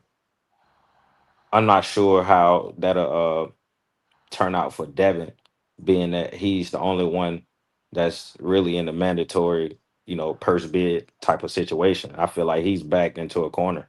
So I'm not even sure if Devin really takes this fight. I don't think he wants it. I feel like this was Devin's year to really prove that he was who he say he is. And I got an echo. Do y'all hear the echo? I do not hear the echo. Yeah. I hear the echo, but it's good. All right, I'm gonna say. Let me see if it's me. Hold on, do it again. Hello. Hey, if I go on mute, tell me if the echo goes away. Yeah, it was that. It's your thing is echo, making an echo when you off mute. But I was gonna say, he's showing no interest in rematching Ryan Garcia. He walked away from the Rolly fight, and now people are like, oh, if he don't get enough money, he don't need to fight Keyshawn. It's like, bro, people expect other fighters to make sacrifices and do things to make fights happen, but for some reason, that expectation is not of Devin Haney. I don't know why. Like, we had the whole Earl thing. It was, oh, give him what he want, do this, do that, and then you got the Shakur Tank thing. Oh, Tank need to give Shakur what he want. Da da da da. Then you come to Devin Haney, and it's like, oh no, it's this excuse, that excuse. Oh no, the money. Oh no, the this. Oh no, the that. It's always some emotional argument about why Devin Haney not making a fight. At some point, we need to start reevaluating Bill as a manager, because how many fights did he try to make this year that didn't go through? Rolly, Keyshawn, not yet. Anyway, they was supposed to be made Keyshawn back in January at MSG. Throw that Tank lie in there too. Oh yeah, my bad. 70-30. Oh, speaking of Tank, this man just went viral putting on a pair of tennis shoes. Unbelievable. You know what? That's what I'm telling you. They talk too much. Like when you have when you really have when you are away a little bit, people start missing you. When they see you every day, talking every day, bro, people get irritated. They get irritated at you. Well, I'm telling you, I think Shakur at this point in time, I think Shakur is overexposed.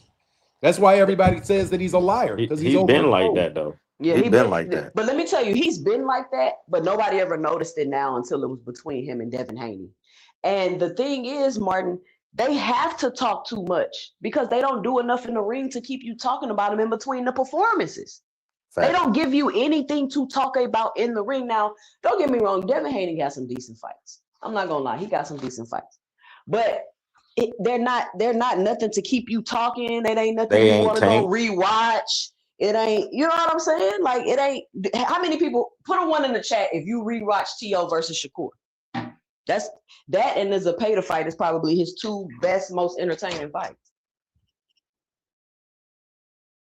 I rewatched Shakur and Zapata for sure because I was proving a point of the style and the pressure, how hard that was. He was vulnerable. And I think the fourth, like the third, fourth round, I think he was pretty vulnerable. But think about these people like Shakur beat Zapata.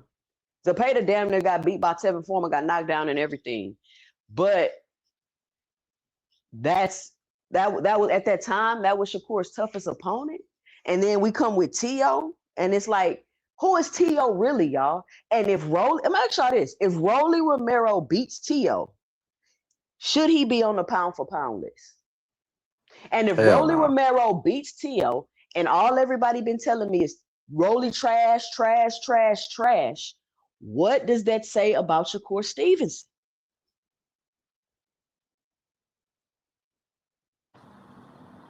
Rick, you got an answer for that, Rick? Hey, man.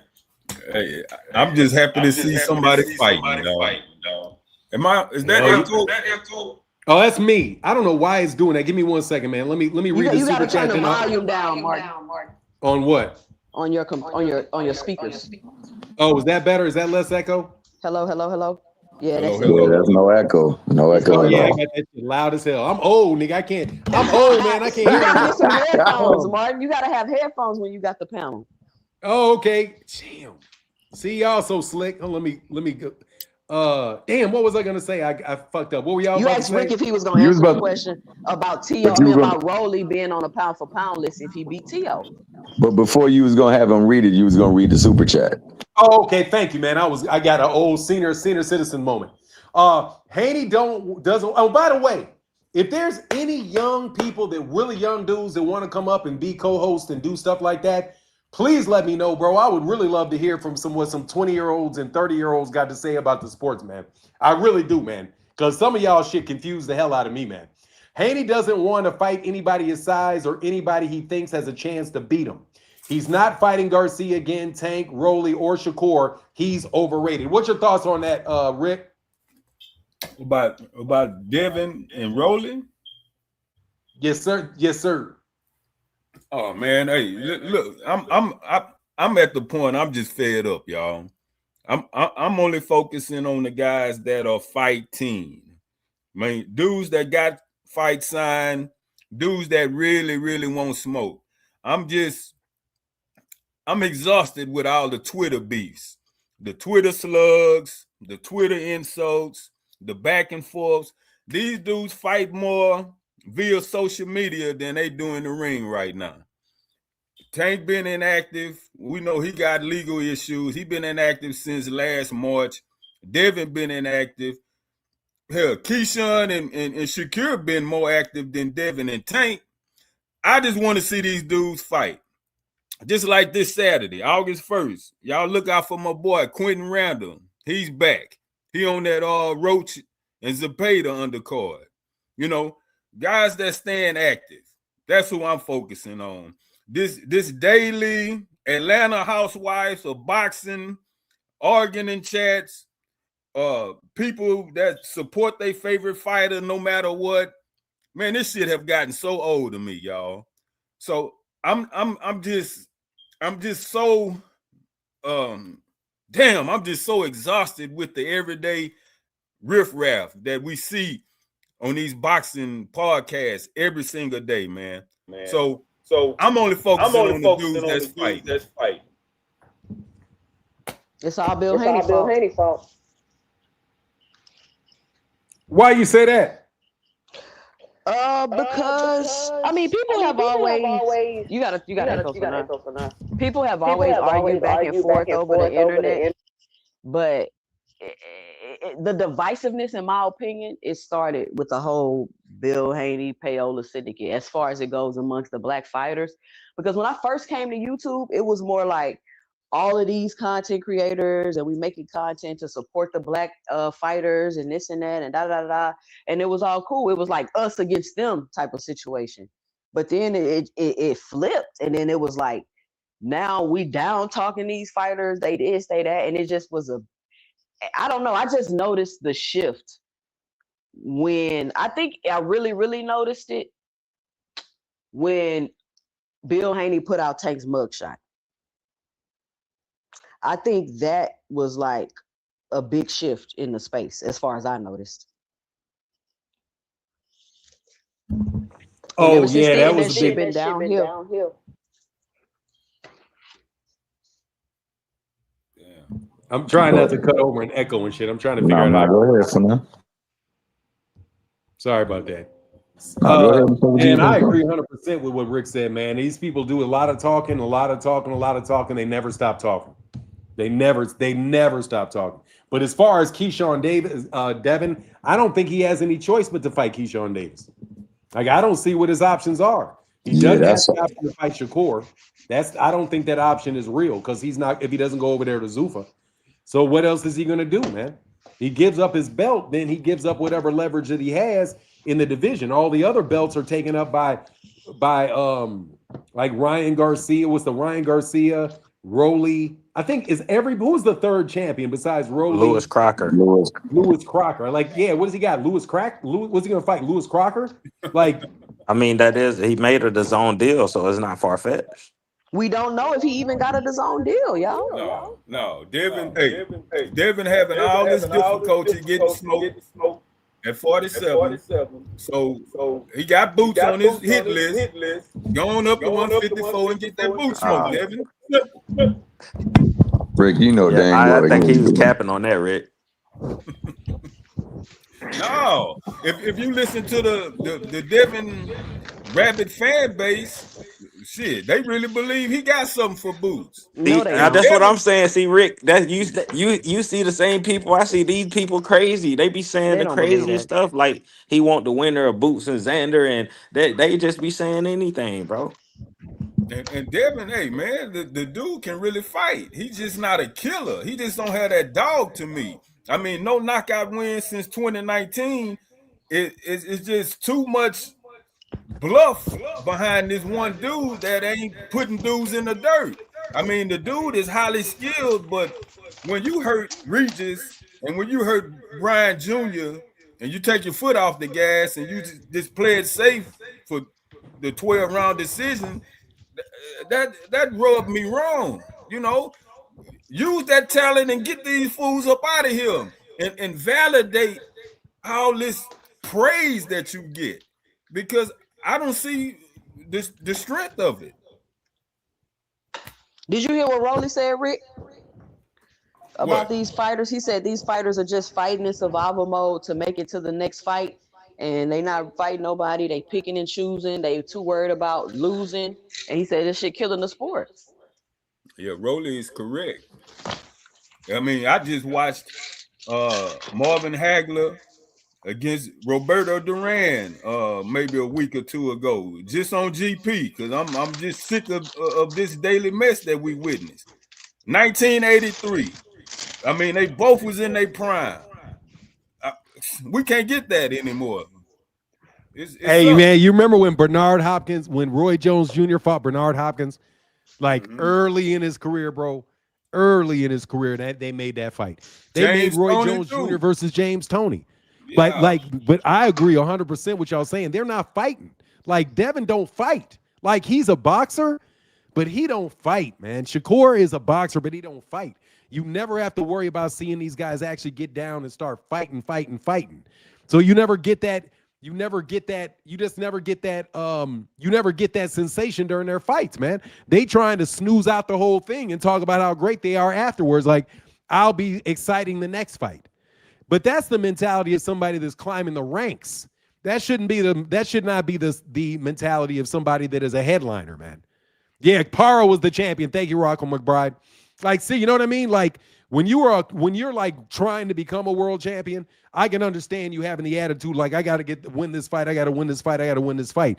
But once you get on the big stage, bro, there is that I need to be somebody that can be entertaining as well. One dude, and I love how Rick Timms is trying to get Devin killed by having him fight. Oh, see you later, Toussaint. I don't know where she went.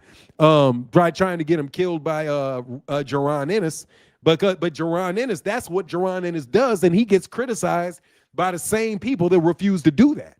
You know what I mean? Like, as soon as he like that round 3, he's bombing away on this dude, making the fight exciting, taking chances, and then when it's done, he gets torn down. His whole performance gets torn down by guys like Terrence Crawford, guys like Andre, well, maybe not Andre Ward, I can't remember, but they're all, he's doing too much. No, don't do that.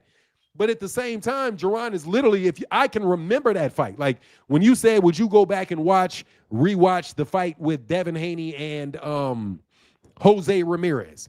I mean, would you ever rewatch that fight? Would you ever rewatch Devin Haney, Brian Norman? I would rewatch Jaron Ennis versus Jaron Ennis, or what is the guy? Xander Zayed. Yeah, versus Xander Zayed. I would rewatch that shit. I'll be like, oh, okay, boom. And then I'm going to want to see him fight the next fight. I remember when Jaron was coming up and I would show highlights of Jaron. They were like, God dang, that shit's nasty. The highlights. You don't have any of that shit with Devin. You don't have any of that shit with Shakur. There's nothing. Because they refuse to fight you. They are so good at boxing that they say that they're not going to make it a fight. So they're going to basically snooze the mug out and get to the next one, unless they find somebody that's really active and really wanting to go at them, so that the other person can force the action and they can take advantage of the fact that the other guy forced the action. The same way that these guys are all super selective about who they fight. They're being selective about how they fight. They're being selective about who they fight, and they're trying to game the system. You cannot tell me that Shakur Stevenson ain't gaming the system. She is full well knowing that he's not going up to 147 pounds to fight Devin. I need it at 144 pounds. Or, yeah, the two best 147 pounders are Keyshawn Davis and who did he say? Keyshawn Davis and, who did he say were the best two welterweights? Keyshawn Davis and somebody else. Who the fuck did he say? Can't remember who else he said that was. LeVar said, Bill Haney said weeks ago that Devin can beat Boots, but y'all notice Devin ain't say shit about it with his scared ass. There's no way he can beat that man. There's no way. Go ahead. And just like my guy Frequent just mentioned a minute ago, saying Devin against Boots in 2028. Why push it to 2028, Frequent? We want it now. The end of this year, the beginning of next year. What's the holdup? Devin, he can easily make 154, 160 even. I mean, hey, you said frequent flyers here? Yeah. Yeah, man, frequent flyer, bring your behind up here, he said man, he real banned, quick. he can't hit the link. He said he banned and he can't hit the link. He lying. That boy lying. Oh, if he can't, he maybe did I do him? Let me see if I could. Let me see if I blocked you, bro. If I blocked you, I'll unblock you, bro. I don't want no more beef with Devin Haney fans, bro. I'm tired of that shit, man. You know what I mean? I enjoy talking to y'all sometimes, man. Let me go in here and get it right, man. Hey, you inspired him to make his own channel, man. They got a channel called Club Johnson Bounce Central, and all they do is take the talking points of everybody else and they go and discuss them. Yeah, you know how that is, bro. It is what it is, man. Let me make sure. But go ahead, y'all, while I look for my man Jamal Andrews. Aren't you Jamal Andrews? I'm sorry, I put his government name out there. Rollo, let me get Rollo off of here. Rollo. All right, I think I got, because I ain't blocked anybody in a long time. I think I Gary King. Let me get rid of Gary King. Yeah, get rid. Yeah, bring him on. Hey, that's Rick Boyd right there. Yeah, all right. Okay. All right, try to hit the link, man. I think you can hit the link now. Hit that link, freak. I think you can hit Freaking Fly. I think you can hit the link now. I think that's your name. I think that was your name that was on there. Go ahead, y'all. What y'all talking about? We got about another 10 minutes, man. This has been a lot of fun, man. Thank y'all for coming up here and talking to me today. For real, bro. I really appreciate you, Maniac. I really appreciate you, Thomas Hill. I really appreciate y'all, man. It's fun to talk to people, man. Yeah, it is, man. No, it is, especially people who are Sure, I willing appreciate you. to have intelligent conversation, man, and not none of this like fanboyitis stuff that normally populates in these panels. I wanted to go back to something that you said. I don't believe that Devin does have an option. I think, unfortunately, him being signed to the zone and this is the fight that they're going to pay for or push, and he can't lose that belt, like you said, because that belt is leverage. I think that he has to go through it. That's why I say this is a very important part or a point in his career where, you know, he gets to really, truly show his merit to the game.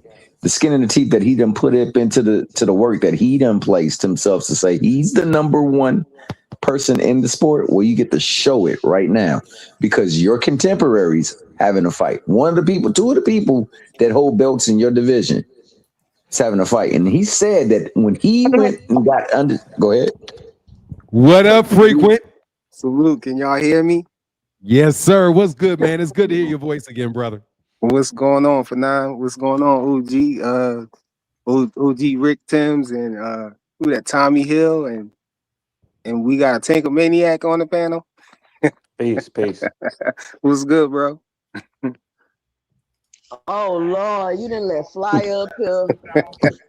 I got past security, 2 cents. Yeah. Y'all are all past security, dog. I ain't tripping. Shout out to Devin Haney, man. The great career of Devin Haney, man, that I'm looking forward to supporting more as we move on, bro.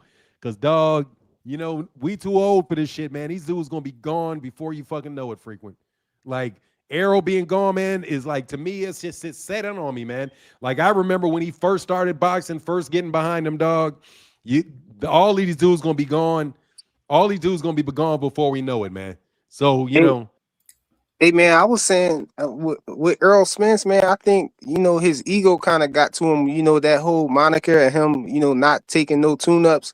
I really think he needed to take a tune-up or two, and I think he would have been all right. I think he could have, you know, came back. I was looking forward to seeing him fight Jamel Charlo or, you know, one of them guys, man. I think he could have beat Tim Tszyu if he, you know, would have had more stamina, more wind.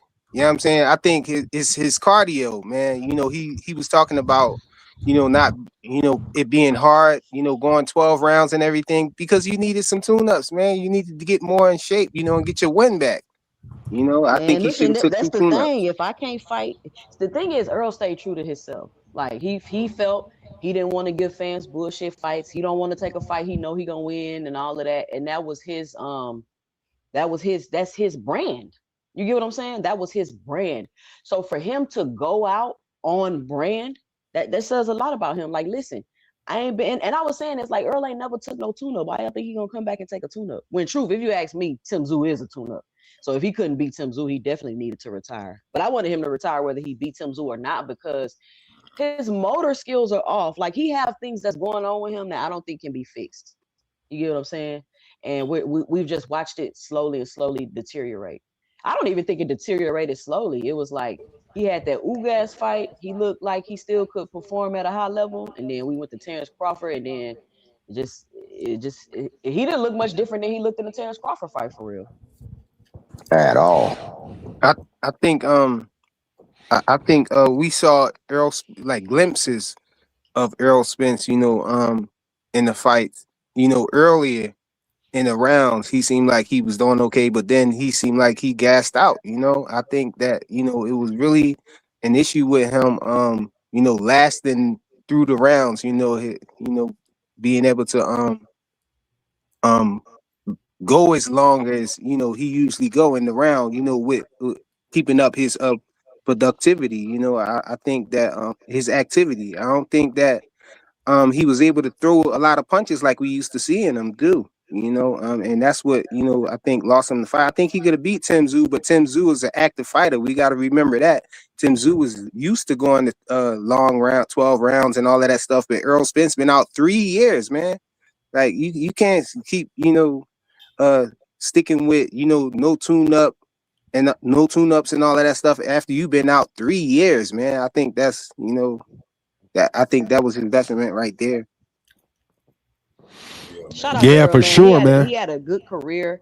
I'm so glad Earl don't have to go on an interview tour and call out fighters that he refused to fight and try to get some type of imaginary victory over fighters that's a decade younger than them. I hope he don't go around doing that. Speaking of Fanon, what do you think about Terrence Crawford's latest comments about Jerron Boots Ennis? One quick. Let me get these 2 super chats, and then absolutely I will cook on that. First, my guy said Blue Blood is out of money. I'm trying to be peaceful now, man. I'm trying to stop all shit talk. So he's over here. Rollo King and Claymore will be back soon. I hope they are, bro. I miss arguing with y'all, man. No joke. Dog, Devin, the end of Errol Spence Jr.'s career has affected me, man. Like, you gotta enjoy these fighters and these people while they're here. Like, they'll be gone, bro. Like, Floyd Mayweather Jr. was a great fighter, it seemed like yesterday, man. You know what I mean? Like we spend so much time like arguing and fighting back and forth with these fighters that we gonna forget.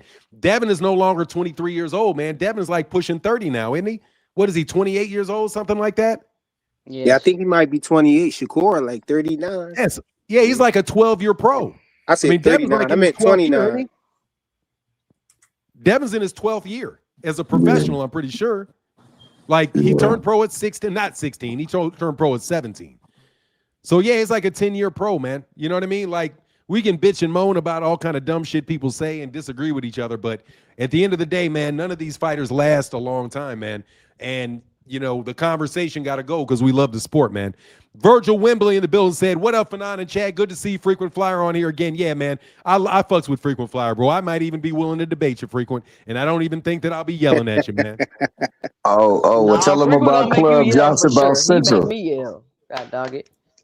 What'd you say? I say Frequent gonna make you yell. He make me yell. God dog it. Yeah. Nah, but I was finna say, yeah, we do need to appreciate these fighters, man. Like, for real. And I do appreciate the fighters. Of course, we're gonna bicker and go back and forth, but I do appreciate the fighters. But Errol Spence, that hurt, man. That really hurt. Like, it's just when your favorite fighter leave, It's just when your favorite fighter that shit. Hey, a question, man. Who was your favorite fighter that when they left, you were like, man, fuck? Like, when they retired, you were really, like, oh, man. Earl is really the first time I'm experiencing it.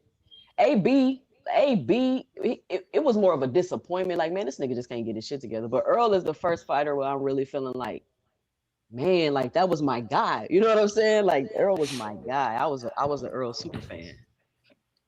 I think for me it was what's his name? Vander Holyfield. Vander? Yeah, I loved me some Vander. I loved, like you said, the way we go and watch fights after fights. I mean, there was nobody that man was not scared to get in the ring with. Yeah, that's a rough ass dude there, bro. Vander Holyfield. It had to be Mike Tyson, man, because it was nothing like the excitement of, anticipating a Mike Tyson fight, and you really couldn't blink or turn your head, for too long because the fight be over. Mike Tyson. Mike Tyson definitely was it. Man, and I was sorry when he lost to Buster Douglas too. Ooh. What up, Rick? That's like kind of like Tyson and Ali kind of both have similar stories as far as Ali missing 3, almost 4 years behind that draft mess, and Tyson missing 3 years, in prison. It always make me imagine what if, had either one of them two lost those many years, man. It would just, look what Ali did in spite of. Yeah, man. Shit, Tyson ain't do what Ali did, but yeah, he was getting drugged too. Ali had to take all that. But the first time around, the first career of Ali was just destruction of every fucking body. And the second one, he had to take more punishment because he was an older dude, man. But, man, for me, it was probably, I don't know, man, Sugar Ray Leonard. Like when Sugar Ray Leonard got whooped by Hector Camacho, it was like the show was over for me, bro. I was like, Absolutely, man, absolutely. I love Sugar Ray Leonard, man. I used to love him, man, for Well, I sure. was a Tommy Hearns fan, so I feel what you're saying because Sugar Ray did give you hell of a fights, and I definitely didn't like to see that. I saw him start taking fights that he shouldn't have been taking because he was Sugar Ray, and you don't think of him getting dominated like that. And even if he did, Yeah, he would find a way to come back. Sugar for Ray sure. ain't have no business in the ring with Hector Camacho, just like Ali had no business in there with Larry Holmes. I mean, None. either one of them. You know But what? that tells you the difference of cats, man. That's a different type of dude, man. That would get in there knowing that war is going to be like that, you know? So, But it is. so But I, hey, y'all, I'm about to roll. Y'all got a couple more shit to talk about. Otherwise, I'm going to I roll just out, want to man. ask one thing because you and Rick brought it up. Muhammad sir. Ali. Now, I got into this with somebody because somebody said, "Nah, that time away did not affect him. He was still the same fighter when he came back." And I don't think they really understand what Muhammad Ali was before he had went to jail for that time. Could you share a lot of that for them people who don't know? Oh, dude, the difference is night and day. They're two different fighters. They're two different fighters. The Ali could literally move. It's like they're just two different fighters if you look at them. One guy is just a super athlete, and the other guy is a super warrior. Like you see that just all of the talent and all of the things that Ali can do effortlessly when you saw all of his athleticism. The second time around, he was just very, very smart, and he was still very, very talented, still had very fast hands, but you got to see what a warrior he was in the second half of his career because those were battles because I don't think he had any wars from between 1962 and 1967. All the guys that he fought, he just whooped the shit out of them at an early age. But then later on, the fighters got a little bit more close. They were still 15-round fights, and so he had better fights, more exciting fights in the second half of his career. That's my take on it. I'm gonna leave y'all with this, man. When we mentioning these guys when they retire, and we gotta roll with it. Even the ones that retire prematurely, like my guy Paul Williams. Hey man, that motorcycle accident really did him dirty, man, because he still was active at that time. I mean, the dude had 43 fights, I won hear 41 echo. of them. Salute to Paul Williams, man. Hey, I wanted to ask you, Rick Tins, before you left. Why are you trying to rush Devin out of 147 up there to fight Boots? You don't think he got enough smoke down there with Keyshawn Davis, down there now and everything? This fight, you think that's gonna be easy for him? Man, it's a struggle frequent. I mean, every day is something different. It's all these roadblocks, all these obstacles. Yes, no, yay, nay. What is it gonna be? If I he mean, he can't get got the fight nobody at mandated though. 147, Boots is ready and willing.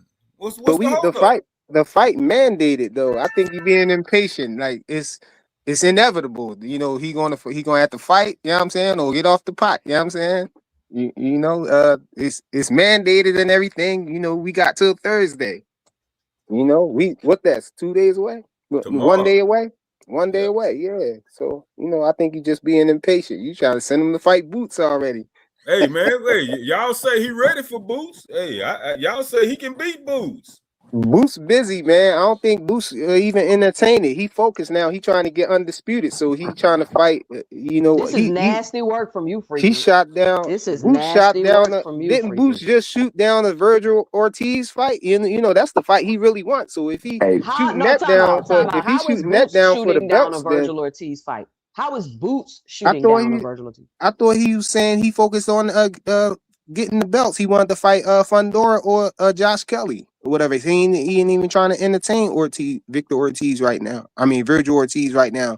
And I He think already that's a had his smart shot, move. That's right? what he you said. on mute Ortiz for already now, had his shot. Yeah. Boots trying to get that Martin. You undisputed, on man. mute? What's that got to do with him fighting Devin Haney? Devin Haney's about to fight Keyshawn Davis. He got time to go up there. But you know what they want to do? They want to see Devin get whooped up, man, because you talked all that shit. They talk all that shit. So he wants to see his ass whooped. But look, let me get out of here, man. I appreciate y'all so much, but I got to roll, man. We'll be back tomorrow, man. Hopefully y'all can chop it up with me again, man. I really enjoy the conversation, bro. LeVar's taking a shot. He said, Martin, watch out. These niggas only back here to promote their channel. He's doing the same thing Queen Von and Claymore did. Don't fall. Dog, I can't fall for shit. People do what they do, bro. Like, I just want to have a good boxing conversation. I want to have fun. I want to have some laughs. You know what I mean? And I appreciate y'all coming to chop it up with me, man, for real. And on top of that, I'm demonetized. I don't know what he talking about. Yeah, I mean, you still Club Johnson Bound Central though, baby boy. Yeah. Anyway, let me get bro. up out of here, y'all. Y'all have a wonderful day. Right, Deuces. Hope y'all come back tomorrow. Salute. We can chop it up again, man. Deuces. Peace. All right, y'all. Get back, Rick. Peace.